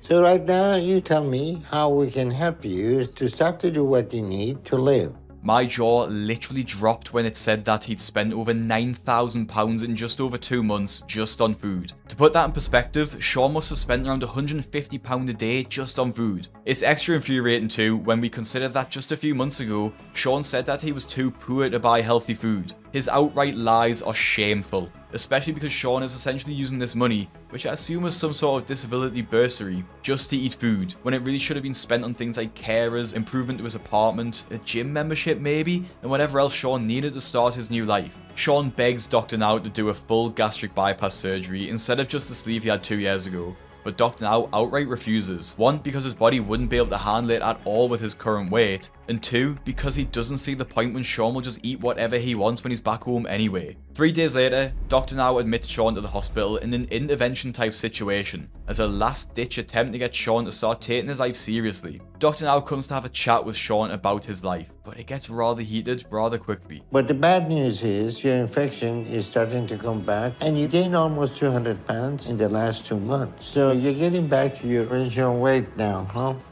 Not quite that far, but close. At this point, we tried almost everything to get your weight down. So now, what do you think? What will be an option for you? Well, I'm going to stop eating crap, basically. How? You had a weight loss surgery, you got down to 400, you gained 300 pounds, and... I never said I was perfect. I screwed up. It's time to fix it. Well, that's not an accident. I don't have any way to say how to do it. I just know I have to do it. You've been saying that for years, and every time we get your weight down, you go home and you get it all back. And you won't go to psychotherapy and do what you need. So at this point, the question is how to get you to stop making excuses and do what you need. What part of I don't have a clue do I need to enunciate better? I don't know. I know I need to do it. I have to get home and do it. You've known that for a while now. And instead of doing what you should, you keep on doing all your progress to where now you're getting to the point that we're going to be bedridden. And you get another 30, 40 pounds, then you won't be able to move. Then you're going to be in a bed and this is going to be escalating. And then your condition will just go rapidly down. Yeah, well, let's just say this has been a wake up. John, you had so many wake up calls in your life. How many more you need? No more. Okay. All right. Dr. Now is pretty spot on here. Sean has never really changed before, so why should he believe that this will be the last time that Sean will completely fail once he goes home? While at the hospital, Sean gets a lot more of his personal hygiene needs met, as there's more staff to take care of him. I've been able to take showers every day. Unfortunately, I still need a little help here and there, but I've made some good progress.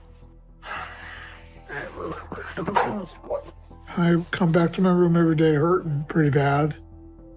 But I'm still trying, and I'm getting a little better every day. But right now, I'm in a lot of pain. I have to rest for a bit. I'm in a lot of pain here. Being over 700 pounds again is depressing. But I can't let it get to me or I'll go back into a bad spot. I know I can't do that. Can I please get pain med?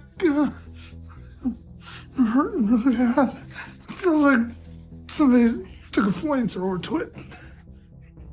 So as hard as it is, I'm pushing myself to get to where I need and take control of my life. Once Sean has been in the hospital for 5 weeks and attended all of the physical and psychological therapy appointments, Dr. Now comes to check in with Sean to see how he's getting on, and also to check his weight, as he's been on the low 800 calorie diet for the duration of his hospital stay. So let's get you up now to see where your weight's at.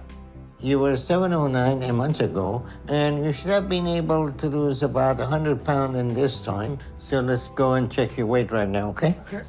Give me like a couple minutes to get dressed. It's actually easier for me to get on the other side. I'm proud of you. You're getting dressed on your own. That's a big improvement. Okay, ready to go. And you're walking a lot better on your own, so you're doing great. I can tell you look smaller too, so hopefully your weight is down a great deal from where you were at from a month ago when you were 709. All right, at this point you should have lost over 100 pounds on a controlled diet. And hopefully we get you back under 600. But let's see where you're at. 588. You're making good progress, and I'm proud of you. Somebody's going to have to grab the wheelchair. You need a wheelchair? Yes. All right. You walk a good bit, so I'm going to get it. Just like the previous times when Sean has stayed in hospital, he's lost another 100 pounds, but we know he will lose the weight in hospital because he has no one to sneak the food in for him. The real challenge will be if Sean can stick to the diet on his own at home. Dr. Now decides that the best way to help Sean is to keep him in hospital long enough for him to lose enough weight to be able to shower by himself and walk unassisted for longer. If Sean goes home to continue the progress at a more manageable weight, it might make the process easier. Currently, Sean's infection is quite severe, and he needs to be able to shower at least daily to keep it clean. Plus, Sean is so large that he's unable to wear shoes, as none will fit him. If he loses another few hundred pounds, he'll be able to fit into a pair and start walking around his neighbourhood. A few weeks later, Dr. Now gets Sean to try and take a shower unassisted to see if it's safe enough for him to do so at home, which would mean that he would finally get to leave the hospital. But Sean isn't feeling too confident about the situation. I don't want to stall you. I'm going to get you a long-handled sponge. Alright. Sorry, I'm trying to get a certain spot. You're good. Take your time. One more soap? Yep. Okay, so I look a little like a boiled lobster. Hey, a clean lobster. That's all that matters. You got a good grip? It's sitting so long, it's hard to stand. Take your time. Take your time. You're good. You bringing a towel with me? Yes, sir. We got some clean ones right there. Watch, get your elbows in. It's been hard, but it feels good to do this. My goal is to be completely independent of needing anyone's help. And I'm really proud of what I've accomplished so far. As he's able to shower by himself, Dr. Now agrees to send Sean home in the next few days, but only after he steps on the scales for another weigh-in. You got your weight a couple of weeks ago, and you were down to 544. So hopefully today we got you in the 400s. 489, 1 pound short of losing another 100 pounds this month. So that's great. Overall, you lost 220 pounds in the last 2 months. With Sean's weight now in the 400s, he officially weighs less than half of what he did when he first started the program 3 years ago. The crazy thing is, Sean is still massive. It's hard to imagine that he used to be over double the size he is now. When Sean finally goes home, we get to see how he's been getting on after 2 months of living on his own. I've been home for a few weeks now. I've been trying with my diet. I'm trying to make sure I only eat what I'm supposed to eat. And I'm trying to stay within my calorie limits. I'm not eating any junk food. I'm only eating healthy food so I can lose weight. But doing this is really hard. It's not that easy to change a lifetime relationship like that. The help Dr. Nowzaradan is sending has been good for me. And it's been helping me get fully settled in and settled into a good pattern. The people who help me, they're very good. And it feels nice having somebody nearby. On days my PTA doesn't come, I'm responsible for my own food choices, and I'm also making my own food during the day. So I'm trying to be really careful right now. It seems like Sean is making healthier options with his diet, but I wish he would start wearing proper clothes during the day and not just wrapping a sheet around himself. I actually feel bad for the crew here. God knows what they saw slip out from under that sheet. But it seems just a few weeks later, Sean starts to slip yet again and misses his appointment with Dr. Now. Dr. Now wanted me to see him for a checkup a couple weeks ago. I couldn't make my appointment. So he called an ambulance to bring me to the hospital to find out where my weight's at. I missed my appointment because I started feeling really woozy and sick. Plus, on top of that, I'm worried I didn't do so well with my weight loss. Because Sean's life hangs in the balance, Dr. Now is serious about Sean attending his appointments. Sean agrees to go to the hospital via ambulance, but he's dreading stepping on the scale again, as he knows he's put on more weight. And just like last time, he did actually gain more weight, but this time around, it's a hell of a lot more. After we sent Sean home from a PT facility a couple months ago, he was supposed to come back for an appointment within a month, so we could make sure he was staying on track. But he didn't show up. And then he made excuses saying he was sick and avoided us for a few weeks until I sent an ambulance to bring him here to the hospital because I was worried this all meant he was going off the tracks again. And unfortunately, that's the case because when we sent him home almost 2 months ago, we had been able to get his weight down to 489. But as of today, he has gained 278 pounds to get back up to 766 in the short time he's been home. Oh my God. So this is not only extremely disappointing, but it's a very dangerous situation we have with him now. Because with the constant weight gain, his body has been very close to hitting its limit for a while now, and every time Sean does this, he's rolling the dice on it being the time his body gives up. The situation is awful for Dr. Now. Sean just can't be trusted not to eat himself to death at home. And then he can't just do all the work for Sean and keep him at the hospital on a controlled diet, because it just seems like a complete waste of time, effort, and money. Well, as you know, we checked your weight, and now you're 766? Yeah. So that's 277-pound weight gain in only 2 months. Or more like 6 weeks, since the transition team was keeping an eye on you for the first 2 weeks you were back home. So that's a lot of weight to gain. What have you been eating? Honestly, I have no idea. Just eat anything that sounded What do you mean, good. no idea? Somebody else is eating for you? No, I basically eat anything that sounded good. So... My chips, So... chunk of that, how do you get in your food? delivered. Getting food delivered to you? Yeah. Which one? I'm deleting that app as soon as I'm done. So what is that gonna do? I've been talking to a couple of people. I'm going to have them order the bloody food from now on. How's that gonna work for you? So you started with from 900 pounds. We get you after your sleeve down to 400. Then you gain it back, and we put you on controlled diet to save your life. And you gain it back, and we did it again and again. At this point, we put more resources toward helping you than any other patient. But you never lost any weight.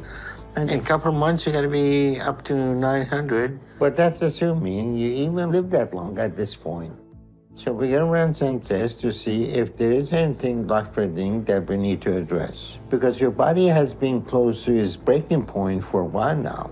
And this weight gain can push it to its limit. But if we do find an issue, there is a chance we may not be able to do anything at this point. So you have created an extremely dangerous situation for yourself. So you're killing yourself with the food. We give you all the tools you need. Nothing is working for you. So what's the solution? What do you think? It seems like Sean needs to have all of his cards taken away and any food-related apps on his phone blocked, because he just can't be trusted. But this is all part of Sean's problem. He can't do anything for himself and needs everyone around him to do it for him. His mother, Renee, took care of him so much that he just never learned to be his own person. And to be honest, I don't think he'll ever change. I think this is part of the reason why he wants to live in a care facility at less than 30 years old, because he doesn't want to live his own life and wants someone else to just run it for him. From what I've seen, I wouldn't be surprised if Sean has some type of learning difficulty that limits him from properly taking care of himself. Dr. Now runs several tests on Sean, finding out that his health is severely deteriorated. As the only way to relieve these issues is to lose the weight, Dr. Now transfers Sean to a rehab facility where he's placed on a calorie-controlled diet and is closely monitored. Unfortunately though, just 2 weeks later, Sean passed away from complications related to his infection. I'm very sad to say that earlier today, Sean Milliken passed away. Over the past few years, we had worked with him to try to get his weight down, but Sean has consistently regained any weight we helped him to lose. And every time he did that, it put more and more strain on his system. And his recent massive weight gain was just too much for his body to handle. His health was already starting to decline rapidly when we got him back in the hospital, so we quickly tried to get his weight down again by putting him back in a facility and on another controlled diet. But there was nothing we could do, and Sean's heart just wasn't able to go on and gave up. Hello. Yeah, this is Dr. Nuzard, and I was calling about Sean. Okay. And this afternoon, Sean had some difficulty breathing, and then his heart to stop, and then we resuscitated him, but he did not respond to it, and he did not make it. Oh, God. So he has passed away. Yes, he did. Thank you for all you've done for him. Okay, thank you. Thank you. Thank you. Sean was a sweet person who really struggled the past couple of years with everything he went through. But there were moments that he did try hard and made progress that I was proud of him for. And I very much wanted to see him succeed. For a moment after his last stay in the facility, I thought Sean was going to be able to turn his life around. But in the end, he wasn't able to overcome his food addiction, and it took his life. But Sean did try, and every struggle and fight to live, no matter what it looks like or the outcome, is something to be proud of. Sean never gave up. So as hard as it was for him to stop pretending to his old ways, what we should remember him by is that he struggled and tried until the end. And I'm proud of him for that. And as sad as his outcome is, I'm at least glad I had the chance to know him. Sean was really living on borrowed time his entire life, as he'd weighed so much for so long. It was hard for him to find motivation to change because he had never known anything else. He spent his entire life inside and had never gained the experiences a young man should, making it impossible for Sean to imagine that his life could be different. I think Renee played a huge part in limiting Sean's life for so long, as he really did find it impossible to live without her. He never knew how to take care of himself and how to function on his own. In reality, he was just set up for failure and didn't know how to change, which eventually cost Sean his life without really getting a chance. Sean's story is honestly one of the saddest on my 600 pound life. After gaining 600 pounds and making excuse after excuse as to why she can't lose weight, Holly Hager's story is one of denial and addiction at its most extreme, but with a heartbreaking reason for her mental health issues. Being barely able to stand and relying on her fiancé and mother to feed and clean her, and still sneaking extra meals in secret, Holly had already failed weight loss surgery once. Now, with her health crumbling and enablers at every turn, she's handed one final shot at turning her life around, and we will see whether or not Holly is ready to change. Weighing in at over 600 pounds at 38 years old, Holly is pretty much immobile, only getting out of bed to use the toilet and take a shower. I can't move certain ways. I can't fit certain places. I can barely fit in my bathroom. I have to turn sideways to fit through the door.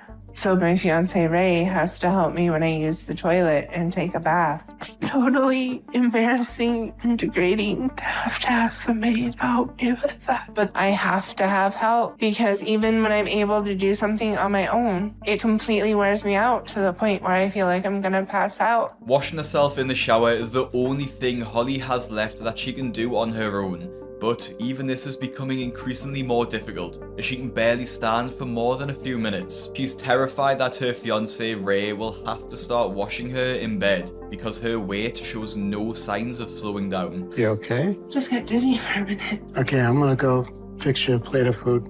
Okay. The only thing that brings me any joy and happiness and makes me feel better is food. And it's my only motivation to get out of bed again. When everything about your life is miserable and the only thing that brings you joy is food, who wouldn't get addicted? For Holly, food is her entire life and her existence revolves around it. But as Holly is 600 pounds, it's up to Ray to make and bring the food to her, and her list of meals and snacks is pretty hefty. On any given day, Holly probably eats enough for 3 to 4 people. She kind of has a never-ending hunger. And even though I know I am actually feeding the problem, I do it because I love her and I just can't say no to her. There's never a moment I don't want to eat, and I think I'm addicted to food. That's very hard to admit to myself, but I always want to eat. anything that I could get my hands on. And what Ray makes me for breakfast is a good start, but it doesn't fill me up. Holly's addiction to food is so severe that she never really feels full. I'm sure everyone at some point has ate so much that they want to throw up, and it's definitely a first world problem in my opinion. But for Holly, she's never experienced this. She's always ready for the next bite or the next snack or whatever else she wants to eat, and she's just never satisfied. It's so severe that even after just having breakfast, the couple immediately go out for brunch, just minutes after finishing the meal. So after I'm done, if there's time before Ray has to go to work, he takes me to get something else. He used to go and get me lunch to leave me while he's gone, but now I'm still so hungry we just go and eat a brunch right after breakfast. So I try to make it to the car, but it's hard because I'm hurting a lot at this point. But I push myself because I know it means I get to eat, and I just can't wait for more. How may I help you? Can we get a chicken basket with gravy and 2 soft pretzel sticks with queso? And an order of onion rings. And an order of onion rings? Okay, here you go. Thank you. Y'all have a good day. You too. I think this one has yours in it. And I'll get started with this. Eating is the only pleasure I have left in my life.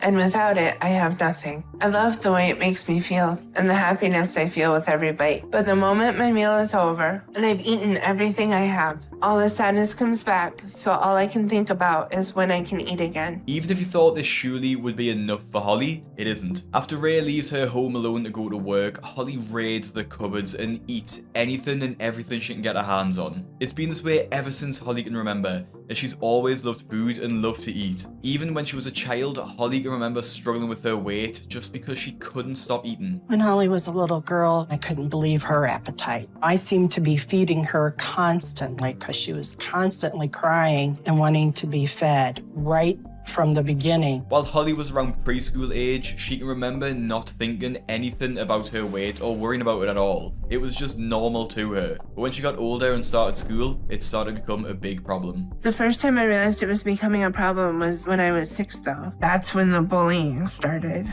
I was already getting close to being over 100 pounds by then, so my weight started to really stand out. But as I got bigger and the bullying got worse, I finally worked up the courage to tell my parents. I was told to turn the other cheek. I didn't feel like I could go to my parents with anything. Whenever Holly got stressed, whether that be from the bullying from school or her parents fighting at home, Holly would run to food to cope and make herself feel better. This continued up until Holly started high school, and when she was 14, she was already over 350 pounds. Now, this situation led to Holly becoming extremely depressed, as she had no healthy way to cope with the bullying she was going through, and her parents' tough relationship. I struggled with depression from my teen years on, not just because of everything at home, but because of what happened to me when I was 16. I was over 400 pounds by then, and I didn't want to be at home, so I decided to get a job at a department store as a floor clerk. And an older guy who was a regular customer, who was 22, approached me and showed an interest, and he asked if I wanted to meet him after work in his truck to talk and get to know each other. I was curious, so I met him outside after work. But when I got in his truck, he attacked me, and before I knew it, he physically overpowered me, and he raped me. It was one of the worst moments of my life, but at the time, I didn't tell anyone. I was afraid to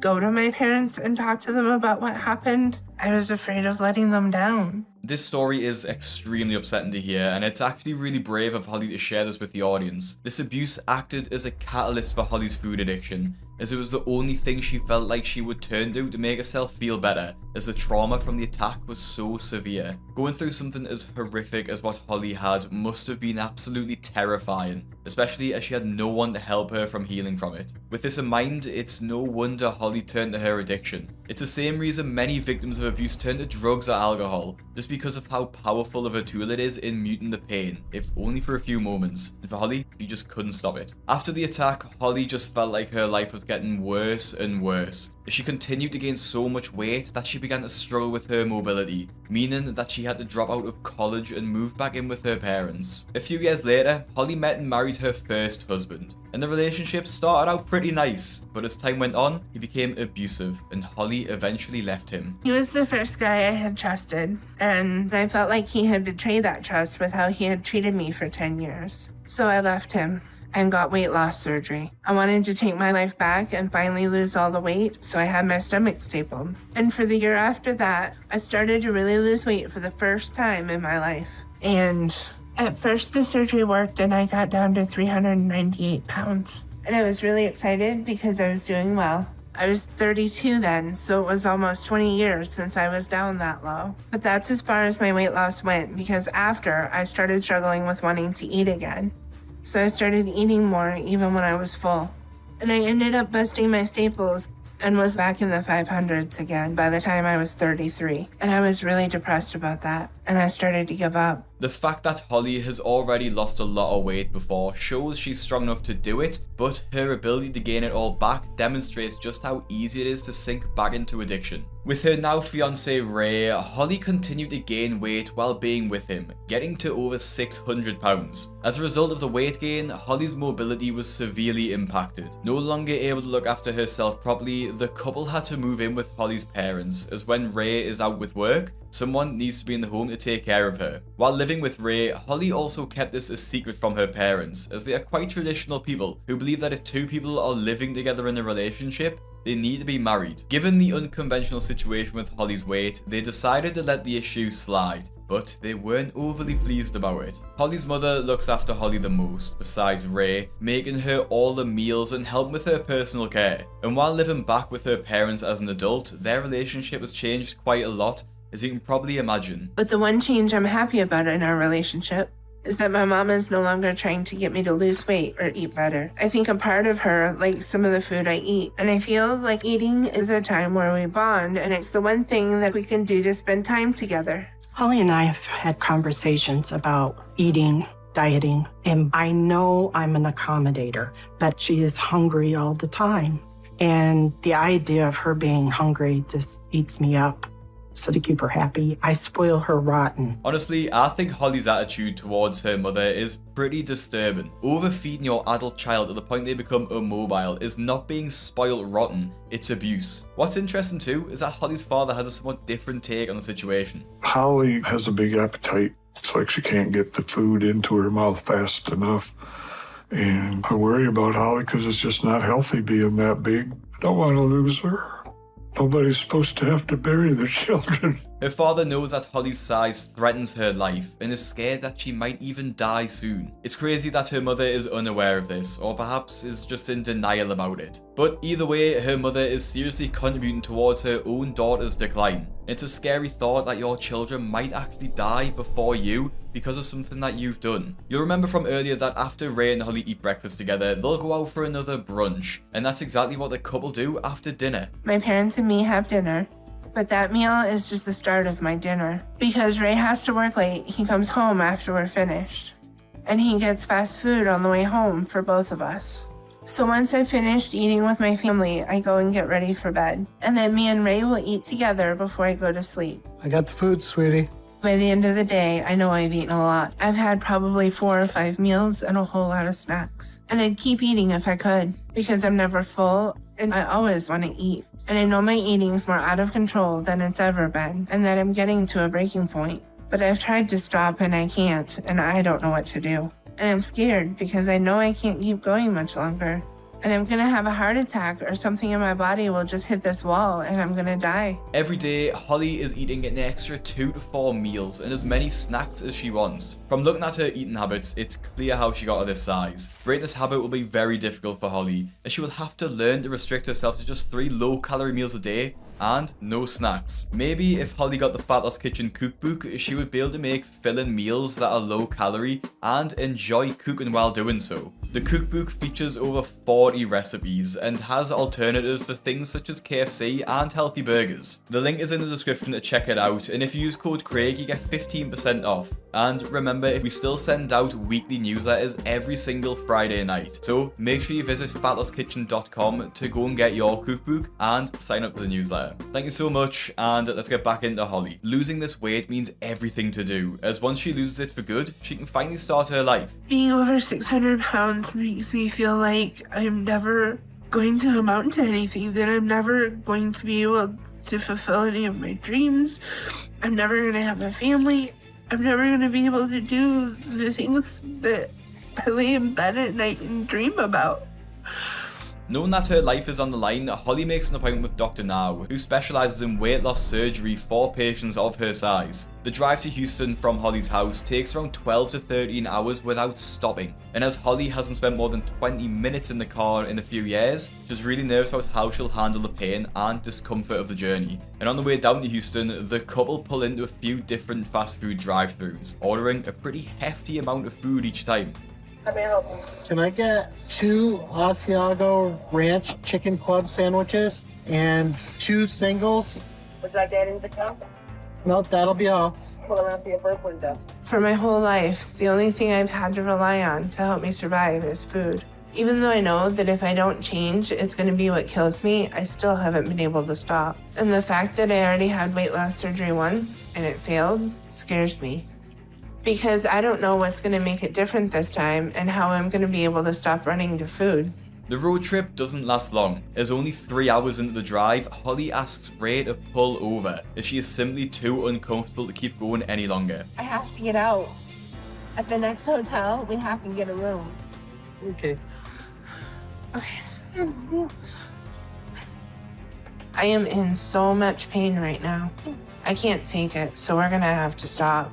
I was really hoping we could make it further, but I can't. I have to get out of the car and rest because I'm done for the day. One common theme with the stars on the show is that they have very little grit or perseverance. They give up extremely easily and can't be uncomfortable for too long. They're constantly given to their own desires, rarely doing what's best for themselves, which is how they got into the situation in the first place. For Holly, it's no different, as she simply cannot be uncomfortable for the car journey and gives up at her first available opportunity. Now the worst part about this is that Holly's appointment with Dr. Now is for the next day, and if they have to rest as much as she says she needs, they'll miss their appointment and have to reschedule, which will mean either staying over in Houston or going home and coming back later. A few days later, Holly does have to reschedule her appointment, but eventually makes it to hospital and has her first weigh-in. I'm scared that Dr. Now will say because I already had weight loss surgery once, that a second time won't work either. And if that happens, not only will this whole miserable trip be a waste, but I'll have nowhere else to turn for help. I'm at Dr. Now's for my first appointment, and I'm really hoping he can help me find a way to get my weight under control. I was around 600 pounds the last time I was on a scale, and I'm scared if I've gained even more since then. The doctor's gonna think I can't be helped because I already had weight loss surgery and that I'm just a lost cause. So I'm hoping I'm still at least around 600 pounds.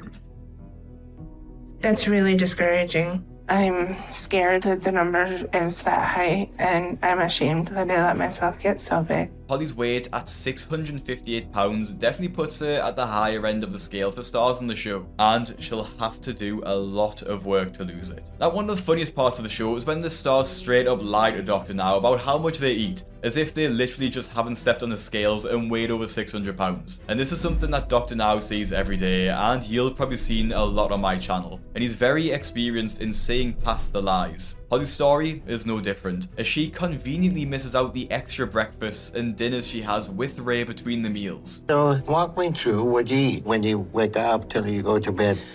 I'll eat breakfast and lunch at home, and What do you eat for breakfast? I eat a couple bowls of cereal and some toast with sugar-free jam. And then for lunch, about 4 hours later, I'll have 3 or 4 sandwiches, like bologna sandwiches or fried chicken patty sandwiches. And then he'll usually stop and get a couple of fast food sandwiches and some fries on his way home from work around midnight.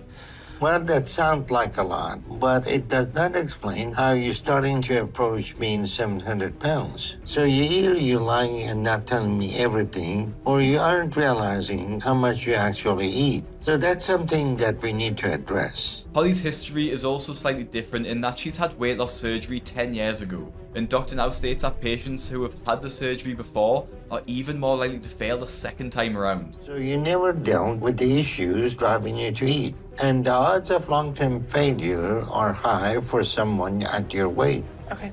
But it's even higher for someone at your weight who already had weight loss surgery before. So what are you gonna do this time that you didn't do last time that is going to make your long-term result any different? We can eat better. and we can make changes and then hopefully get the gastric bypass fixed so that I'm able to make those changes more permanent. Okay, well, from what I'm seeing so far, we have a lot of work to do before you're ready for me to consider you for that. One of the most important factors to consider post-weight loss surgery is the people who will be looking after the patient post-surgery. For Holly, Ray and her mother are both enablers. They give in to Holly's every demand and feed her whatever she wants. From Dr. Now's perspective, these people pose a huge risk, as how can he be sure that their behaviour will change post-surgery? This is even more important when considering the health aspects associated with the surgery, and how fast weight gain can reverse the surgery altogether, just as it has done before with Holly, as the staples shrinking her stomach tore when she ate way more than she was supposed to. Is Ray your enabler? Pretty much. I see that he also has a little bit weight problem. Yeah. And likely uses you for an excuse to overeat with you. Yes, absolutely. Okay. So who else is in the house that brings you food and enable you? My mom, she helps me shop for food. Is she overweight too? Yes. All right, so you have a team of enablers working together to feed you all day and use you as an excuse to overeat with you. One of the most important factors required for Holly to lose the weight is to become more independent, as she needs to start relying on herself rather than other people. Holly's given the same instructions as many of the other patients, although a little more lenient, of losing 50 pounds in 2 months. Dr. Now has given Holly a little bit of extra wiggle room here, as he's not confident that Holly will be able to lose that much weight straight away, given her previous track record. A month in, and Holly is already struggling with the weight loss plan. It's been difficult giving up the food I love and crave, and that makes me feel good, and I'm really struggling with that. Food has been what's there for me, and it's been what's comforted me my whole life. So completely changing that instantly just isn't easy at all. And what makes it even harder is that my family decided they weren't going to do the diet with me. Ray and my mom are still eating what they want, and having some of that temptation around me makes it even harder. So I feel really lonely and some days even depressed. But I know how important it is for me to do this. So I'm trying to just take it a day at a time and focus on what I'm supposed to be doing. While Holly's eating a salad, there looks like there's genuinely half a tub of mayo on it, and you can even see the massive jar next to her looking half empty. And remember, if you're eating a salad but put 2,000 calories of mayonnaise on, it doesn't make it healthy.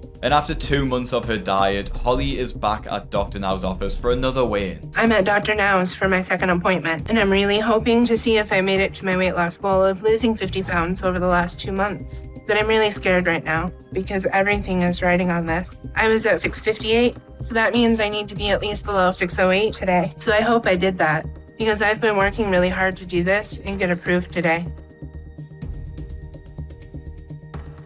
I'm disappointed about the number on the scale.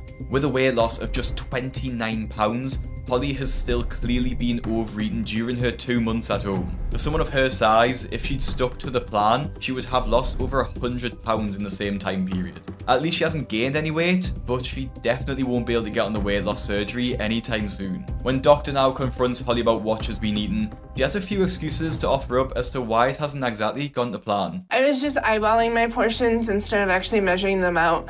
So I think I was just eating bigger portions than I thought I was. Well, at your weight, to only lose 15 pounds a month means that you were still taking in between 5,000 to 6,000 calories a day. So it is not possible. That is only because you were not watching the portion sizes. Okay. So tell me what else could have contributed to your lack of progress. It's just been really hard, I guess.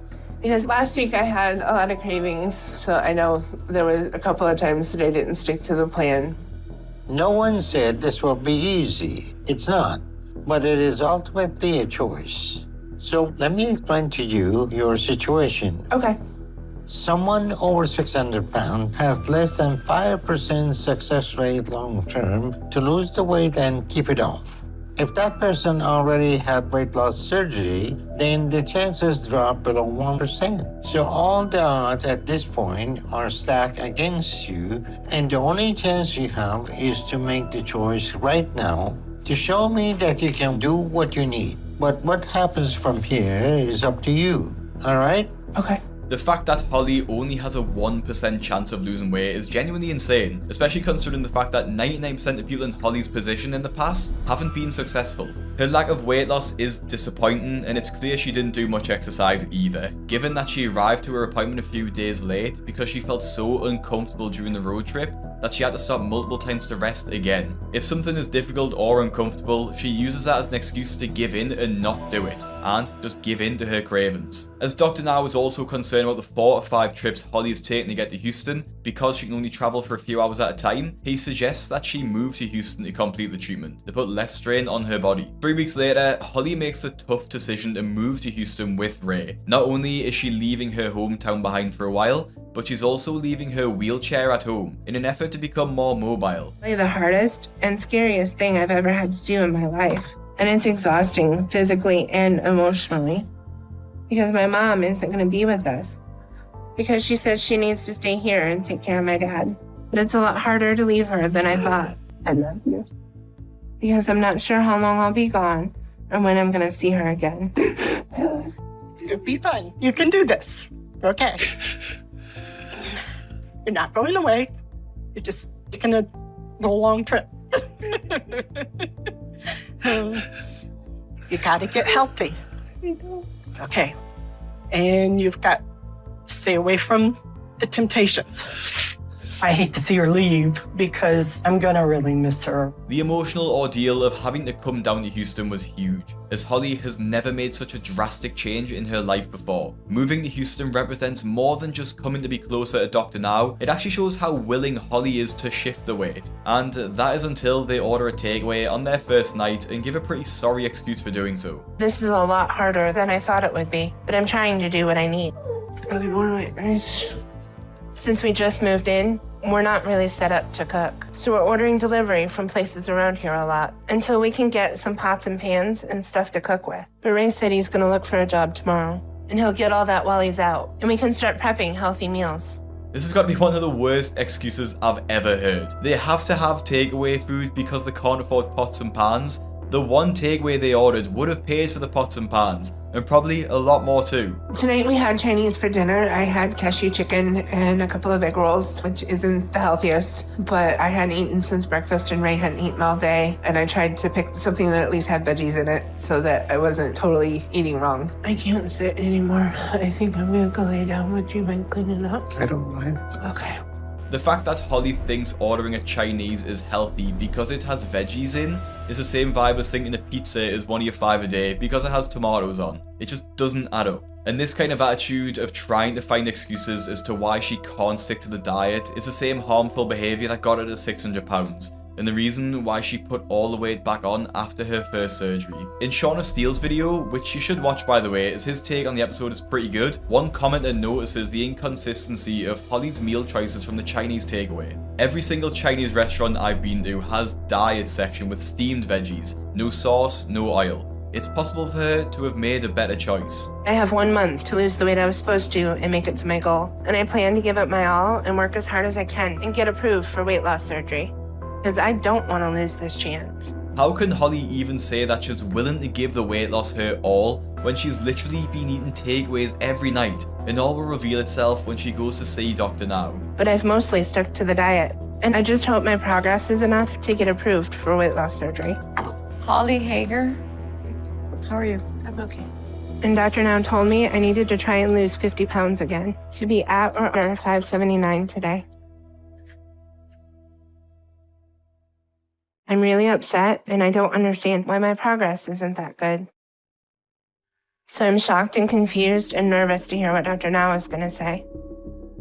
And I'm hoping this isn't it, and Dr. Now isn't going to tell me I'm done. Holly is clearly in complete denial. She literally says that she hasn't stuck to the diet and then acts confused as to why she hasn't lost weight. The answer is obvious, and I can never understand why stars on the show can't seem to understand what is staring them straight in the face. One commenter on Reddit explains this as well, and how it ties in with the stars being nervous to see Dr. Now. I think I've realised why every single person on the show says, I hope Dr. Now will take me as a patient. I worry I'm too heavy or too far gone, etc. before their appointment. They wish they would say he can't treat them, because that would mean they would be able to go home and continue to eat the same way and not have to change, but still be able to say, well, I tried everything I could, but Dr. Now didn't give me a chance. While Holly tries to come up with an excuse as to why she can't stick to the diet, it's even more clear here that she isn't taking the program seriously. I don't know.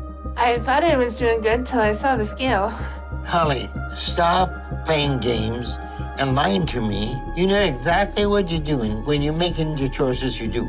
I'm not gonna play along with this act. You have this dynamic where you act like a child who doesn't understand. So everyone gives up on trying to get you to do what you should. That's not gonna work on me. You got that? All right, so tell me what's really going on. I've had some trouble with cravings still, and it's just a repeating record in my head that plays over and over and over until I give in. Nothing is working to get past that record playing in my head. What is record playing saying? I want chocolate, I want chocolate, I want chocolate, I want chocolate. So chocolate is more important to you than living, apparently. All right, Holly, if you aren't even willing to do this and show me you're ready to work hard, even for the short term, then there is no point in us doing any weight loss surgery or revision on you. The fact that Holly thinks that repeating chocolate over and over again like she's some kind of child is pretty crazy, and Dr. Now thinks this too, as he confronts her directly about it, calling out the fact that she cares more about food than her life. Not only is her attitude poor, but her thinking that Dr. Now would find this funny is ridiculous, as she clearly doesn't understand him at all. Even viewers of the show notice this too, and find it seriously disturbing. She thought she was so cute and funny saying, I want chocolate, trying to get a chuckle out of Dr. Now. He wasn't having it at all. In her home life, Holly has created a toxic environment between her, Ray, and her family by pretending to be confused and acting like she's a child who doesn't know how to do anything. This is just a game for Holly to play, to get her enablers to excuse her behaviour and choices so that she can do whatever she wants. To Holly, her comfort, which obviously is eating, is more important to her than turning her life around and preventing her from dying prematurely. She's already had weight loss surgery once and ended up failing by gaining it all back. As Dr. Now knows that Holly won't be able to lose any weight and start her diet properly until she combats the emotional issues, she really needs to start putting in some effort. Otherwise, she will throw away her last chance at losing the weight once and for all. At a therapy appointment that Dr. Now referred Holly to, she explores some of the potential causes for her emotional eating. The top being that it brings her comfort when she thinks about herself poorly. And it's not surprising that Holly has a negative self-image, considering she's been bullied for as long as she can remember. To combat this, the therapist encourages Holly to start talking nicer to herself, so that she doesn't feel like she has to turn to food for comfort. One other factor potentially contributing to Holly's negative self-image is her relationship with Ray, as she thinks that he isn't ever affectionate, causing her to feel unloved. If I'm being honest, I think this is really unfair, as Ray literally does everything for her, even relocating to Houston. With stars on the show, they often think that their partners do nothing to support them, but in reality, they're often the primary caregivers,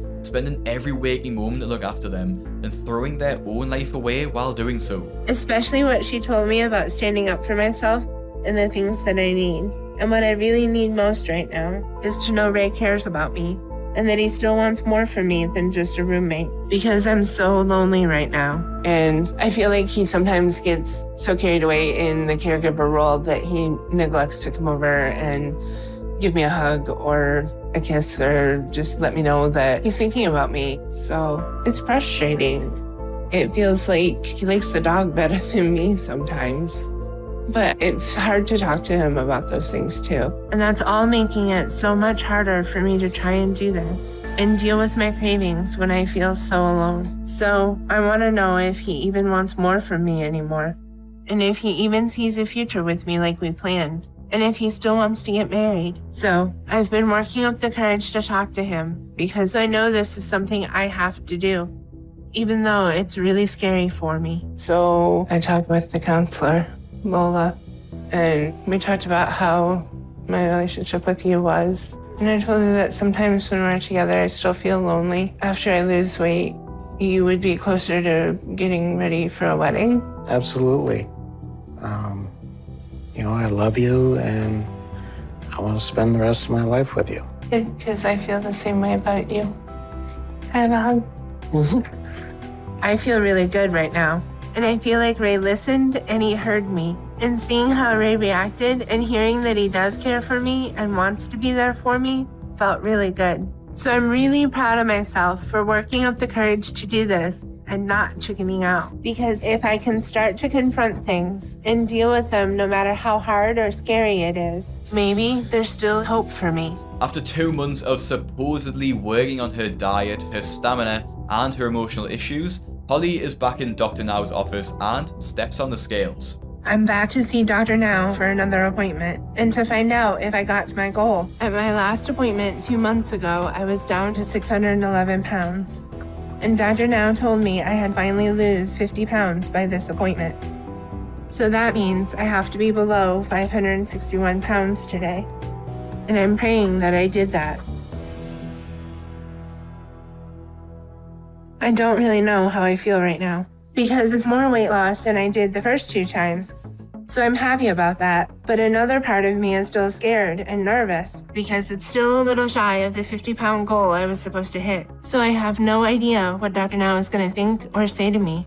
Against all odds and against what we were thinking, Holly has pretty much lost the weight that Dr. Now asked her to do, just 3 pounds shy of the full goal. Pleased with her progress, Dr. Now approves her for surgery, but only if she loses another 25 pounds within the next month. Holly's really pleased with almost getting approved, but Dr. Now does explain that because she's had surgery over 10 years ago, there could be some serious complications that may prevent her surgery from going as planned, due to the excessive amount of scar tissue that could be around the old site. And I feel like I'm ready for it. And this time, I'm not going to waste this chance to make sure I have the life and the future I've always wanted.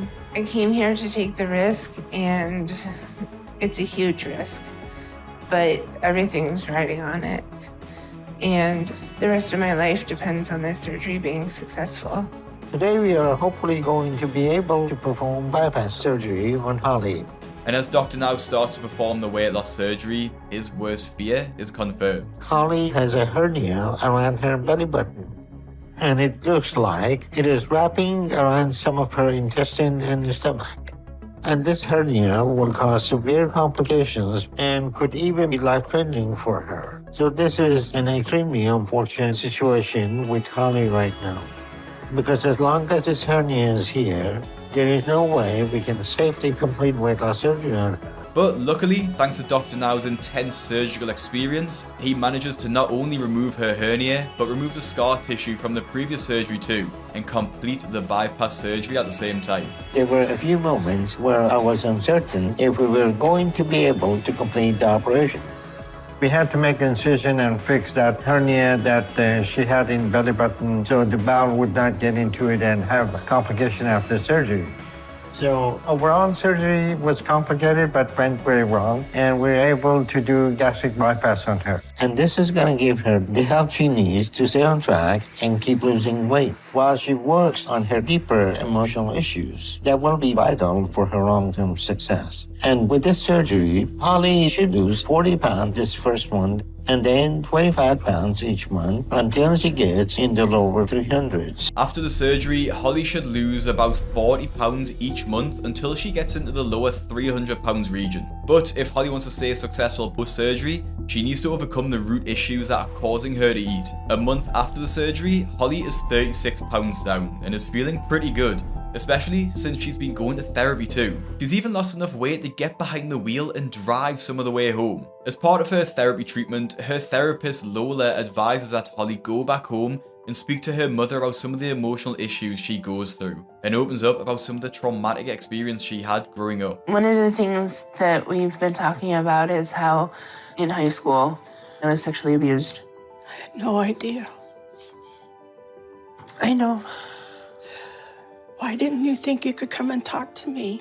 Because I thought I would be in trouble. But at the time, I was scared and I bet. Felt alone. I wasn't there for you? I just felt like I didn't have anywhere to go sometimes. Hopefully getting this out in the open now will help you heal. I think it will. You can talk to me from now on. I will listen better. I will try to talk more. Okay. I love you. I love you too. Thank you for sharing. I feel like the conversation with my mom went well because I feel like she listened to me and heard me. Another month rolls by, and Holly has lost another 30 pounds, bringing her total weight loss to the start of the show to 183 pounds. Nearly a year into the treatment, and Holly is finally below 500, weighing in at 475. Since losing the weight, Holly has felt more confident to go out in public more, even starting a dance class to help with her mobility, stamina, and just self-confidence. And how much is changing for the better. And I'm so excited to see what more I'm going to be able to do. I would have never believed that this would have been possible a year ago, because I'm doing more than I think I've done my whole life. It's just unbelievable in some ways, and I'm excited to keep doing more and more, and I have no plans to slow down at all anytime soon. By the end of the episode, Holly is down to 418 pounds, losing an entire 250 pounds since the start of the show. The episode ends on a high, with Holly excited for her future with Ray and plans to continue losing weight well after the show. As of 2022, Holly looks incredibly different since her episode aired, and still looks to be with her partner Ray, even getting married in October of the same year. It's great to finally see more success stories on the show, even if it was really difficult for Holly to get at this point and took a lot of therapy to get to the root of her emotional issues. Now, I sincerely hope for the best for Holly, and it clearly looks like she's living her best life post-surgery. After being fed over 30,000 calories a day by her overbearing mother and ending up weighing over 750 pounds, Margaret has one of the craziest stories on My 600 Pound Life and features one of the most dysfunctional and toxic mother-daughter dynamics I've ever seen. However, Margaret's story starts out a bit differently,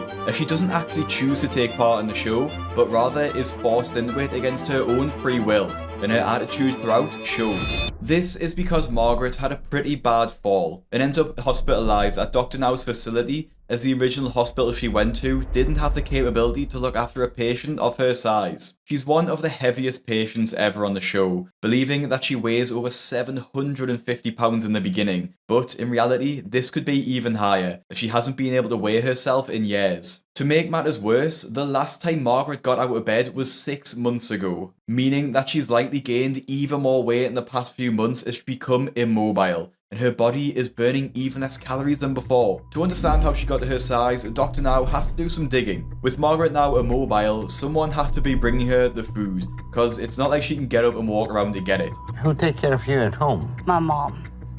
So your mom has any weight problem? She had the gastric bypass. So she had gastric bypass.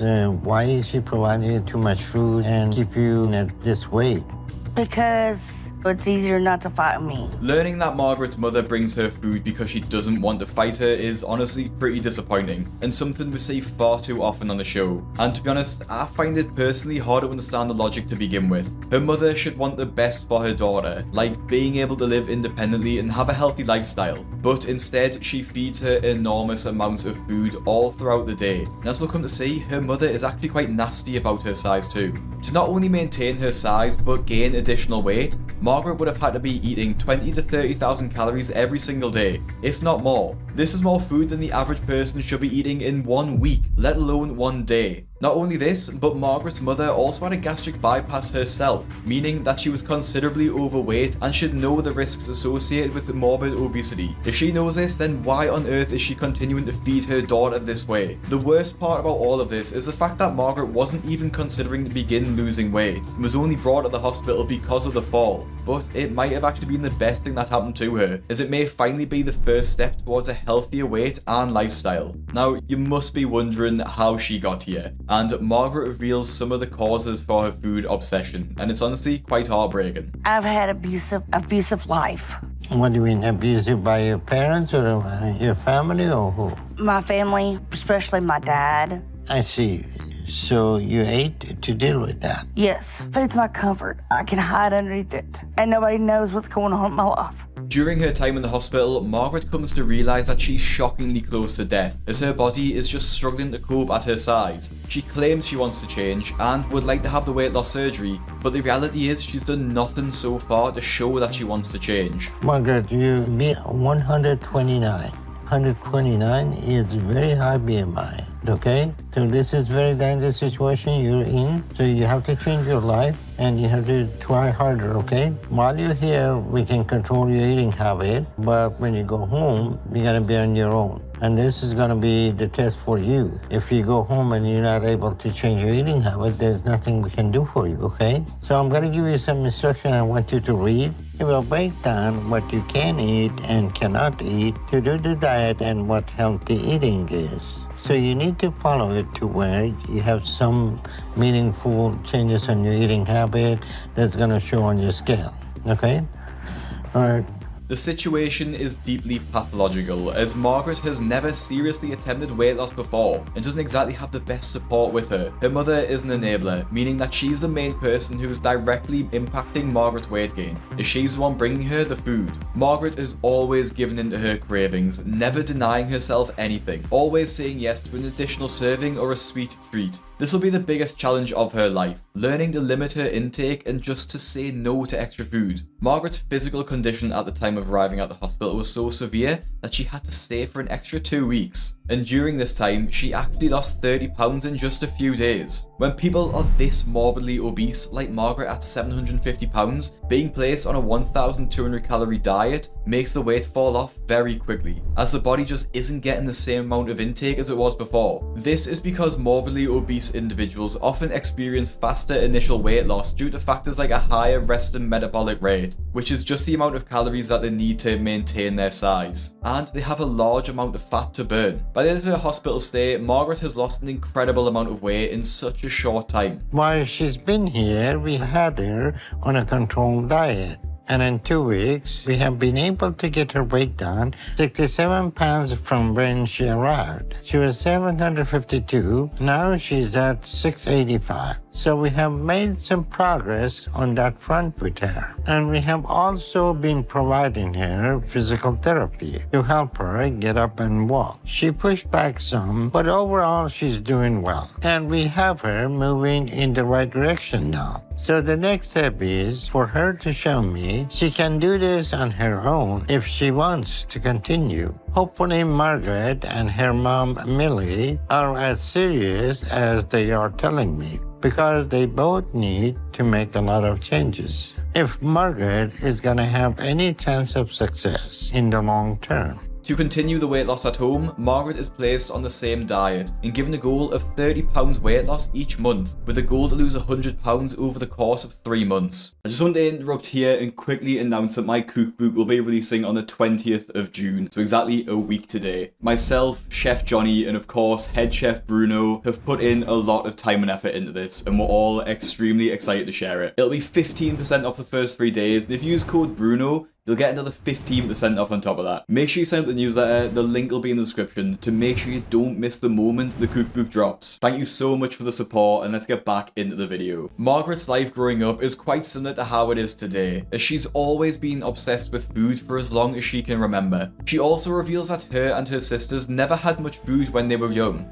as their dad was over 1,000 pounds, and feeding him first was her mother's priority. This meant that the children often went hungry and didn't get enough to eat, forced to eat his scraps, as he would eat an enormous amount of food. And if he said, you'd be right here, she had to be right there. That's how he was. You want to hide your feelings away from him. Because if you argued with him, then he would call us names and just be very mean. So I learned to sneak into the kitchen. And I ate his food to get back at him. When I ate my dad's food, it was for revenge, so he wouldn't have it for himself. She'd get up in the middle of the night. If we had something left over in the icebox, she'd go in there and she would make it look like she didn't eat it, but she did eat it. That's how I got to 120 pounds by the time I was 6. That's when I was diagnosed with early signs of diabetes and an eating disorder. As Margaret piled on the weight quickly from her binge eating, Millie, Margaret's mother, became concerned that this would start to negatively impact her health, especially given the diabetes diagnosis. So she put Margaret on a diet and she started to lose weight, but this took a turn for the worse, as it took Millie's attention away from her dad, causing him to have massive outbursts. To get the children away from the conflict, Millie sent them to her father's parents' house, where unfortunately the abuse continued to get even worse. Her grandmother would force Margaret to eat large amounts of food as punishment,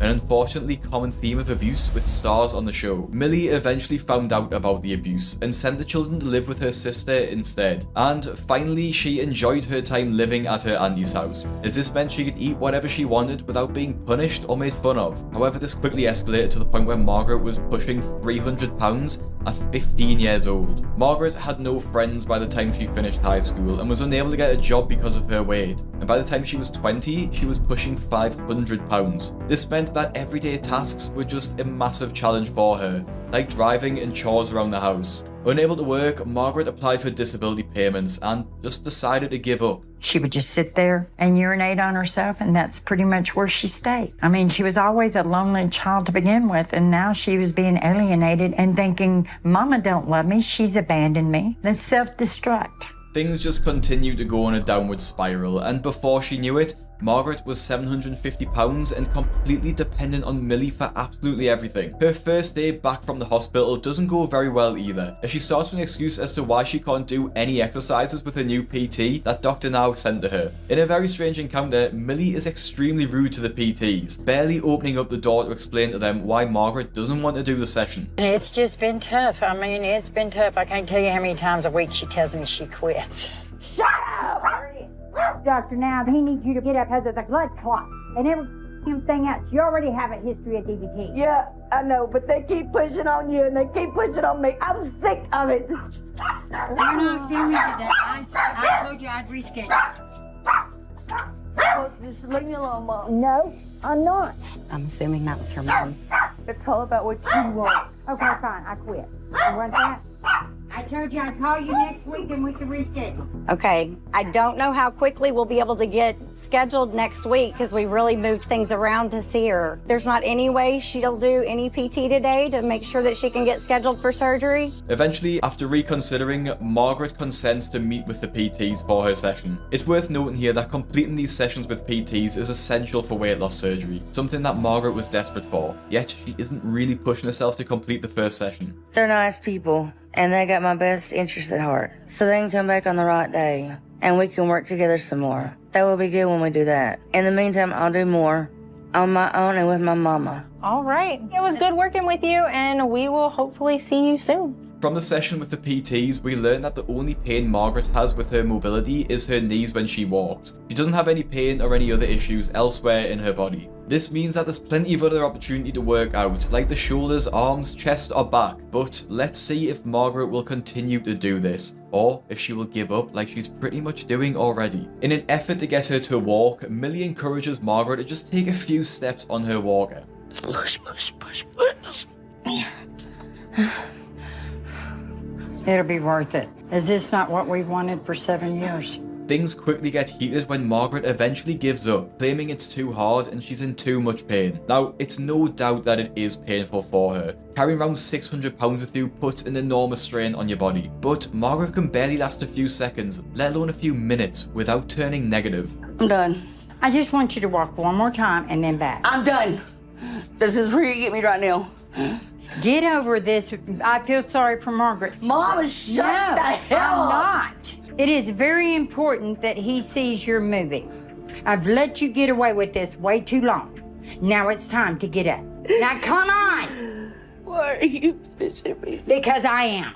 I'm gonna run go get my clothes on. Now, fast forward into month 3, Margaret should have lost £100, but after Millie can't take her to her appointment, they have to do a video call instead, which means that she won't be able to get weighed and see the physical progress there on the scale. It's also not a very good excuse, as Margaret has had this appointment booked for months and could have told Millie she would be needing transport to the hospital. It seems to me like this is the perfect excuse not to go. It is likely she knows she hasn't lost any weight at all. You haven't been cooperating with them most days. No, that's not it. They haven't been coming consistently for physical therapy. They have, but you turned them away a lot of times. Now, it's absolutely shocking to hear that Margaret has been turning the PTs away, when she's previously stated that they haven't been bothering to come round. Dr. Now is really concerned that Margaret is just completely wasting his time, and needs to see her in person to examine her and most importantly, check she's actually lost any weight at all. I don't have a ride.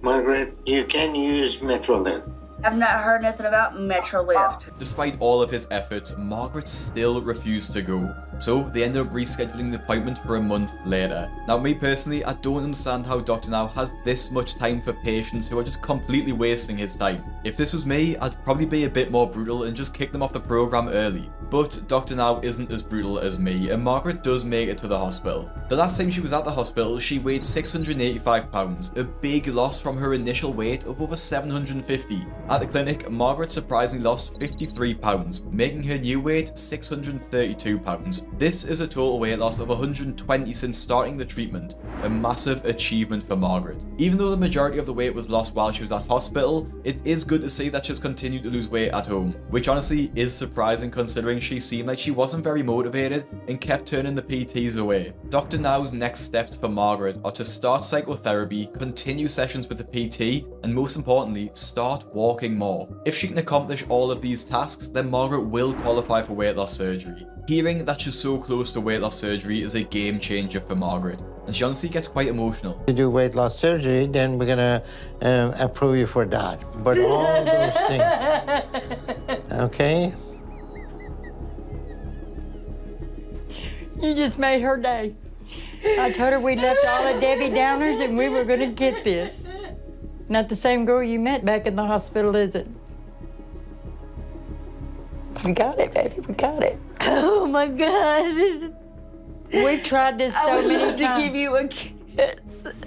You were my godsend. You're going to be one of her first dance partners after she gets down to where she can stand up and walk. You're my godsend. Well, I'm proud of the progress, and if we keep it up, we can get you to weight loss surgery safely and make sure that everything's gonna be all right for you. A month later, Margaret should be in a position where she's ready for surgery. She's been seeing her PT and started to walk more, although she still does use a wheelchair for the most part. But unfortunately for Margaret, she got far too excited far too soon, as it's clear her exercise sessions with the PT weren't enough to shift the weight, as she's only lost 5 pounds in the time since her last appointment, bringing her weight down to 626 pounds. Dr. Now clearly isn't impressed, and an argument between him and the pair quickly ensues. Both of you went back to your old habits.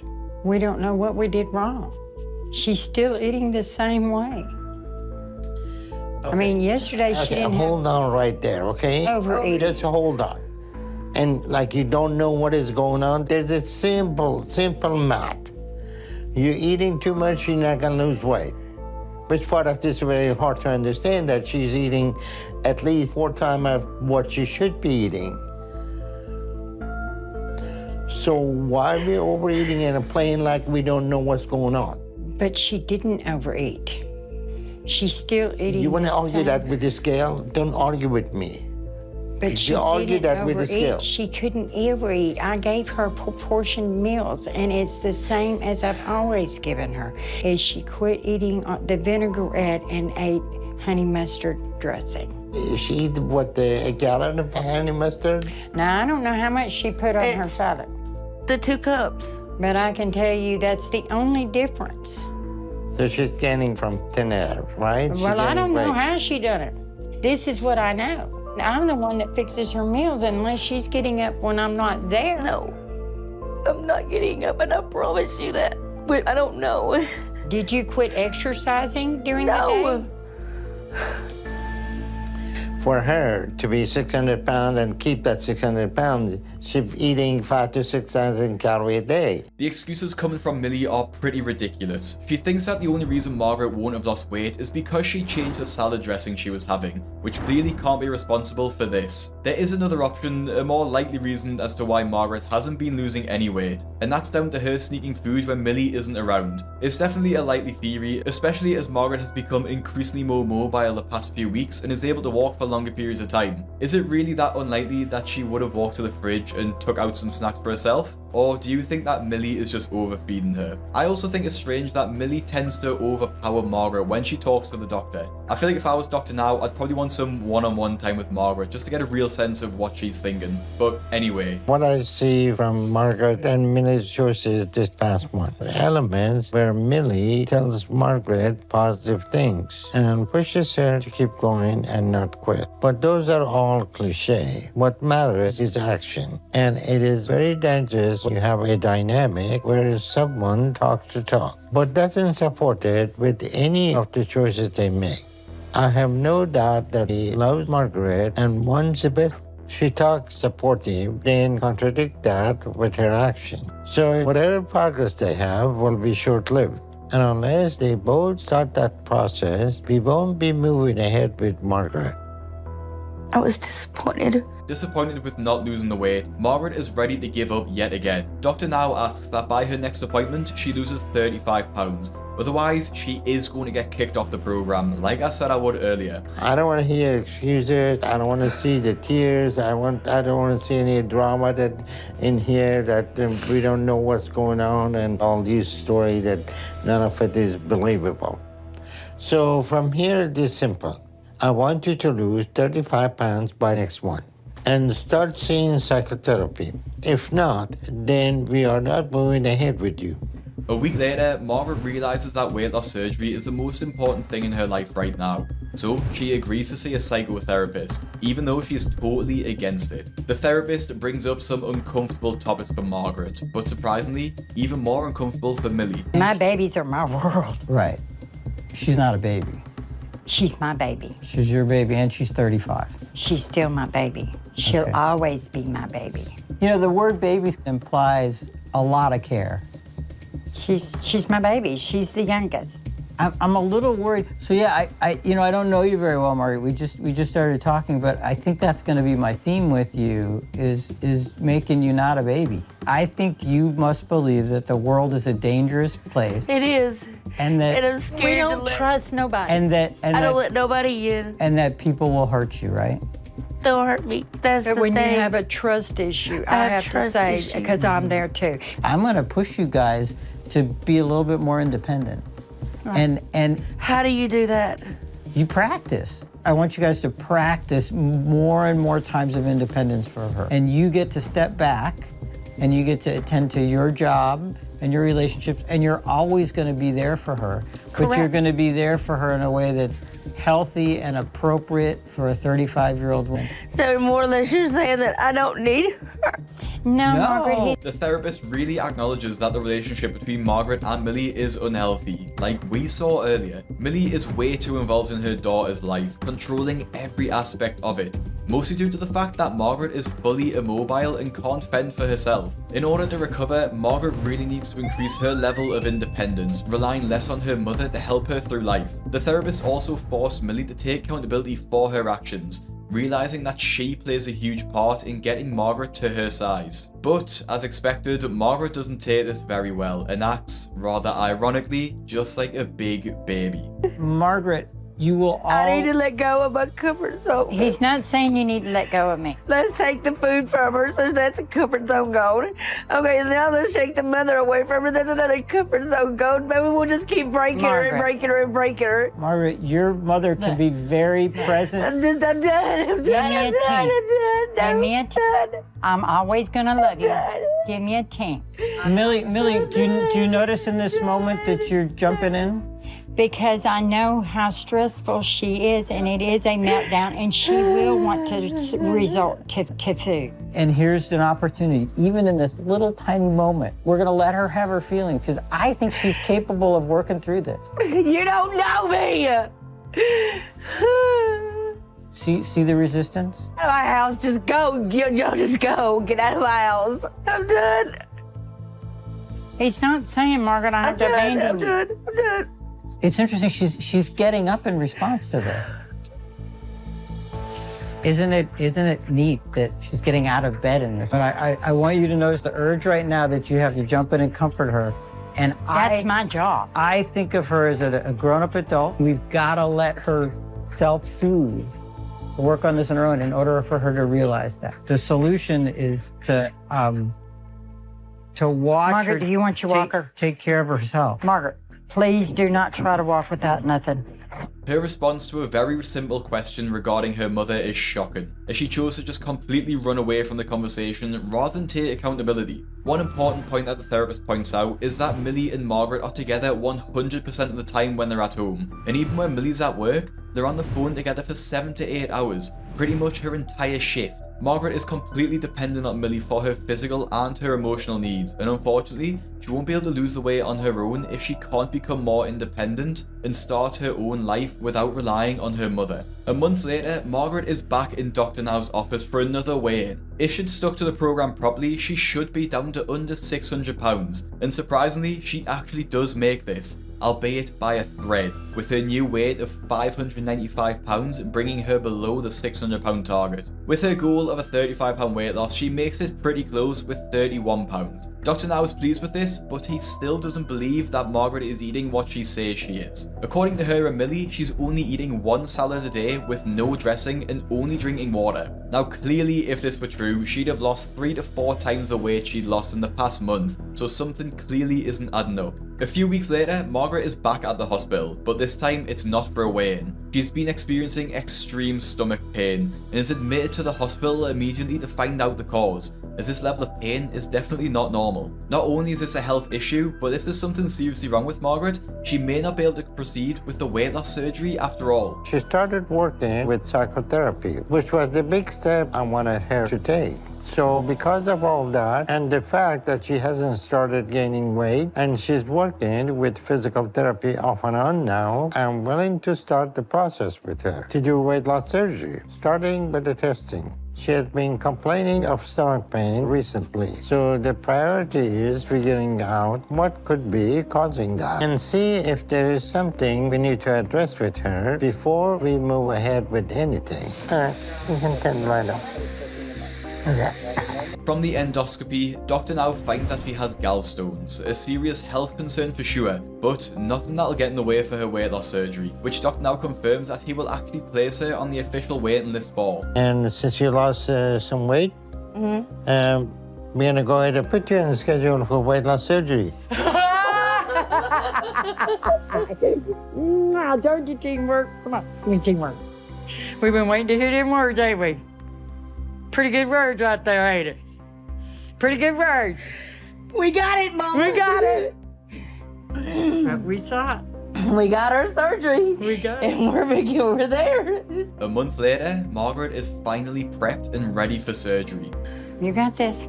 It's been a hard, long month here in the hospital, but I feel really good about all my progress, especially because today I'm getting my weight loss surgery. I'll be here when you wake up. It's a really good feeling after everything I've been through. Well, I have to come back for a wheelchair anyway. All my trials and tribulations has led me up to this moment. This is where we say goodbye. I know. No more crying. It's a real success as the surgery goes well with no issues and complications. For Margaret, this is a huge step forward and probably the biggest change she's ever made in her entire life. During the course of the program, Margaret has made good progress, although for the most part it has been pretty slow. If she's going to be able to continue the program, which will be for another 18 months before she's down to her goal weight, she'll need to resolve the issues she's facing in her home life in order to make a real change. It's incredibly important that Margaret continues going to therapy to work on her emotional issues, as these are just as important as her physical ones, and closely related to her weight gain, as she binge eats for comfort. If Margaret doesn't see the therapist, it would be very easy for her to slip back into her old habits and start eating again, which would have an incredibly negative effect and honestly dangerous on her weight loss surgery, and it would effectively reverse it. If Margaret continues to take steps in the right direction by seeing the PT, a therapist, and most importantly sticking to her diet, she'll be able to accomplish all of the things she's never had a chance to do. She's never been able to have a job, and she's been on disability since leaving school. She's never been able to drive a car, as soon as she was old enough to learn,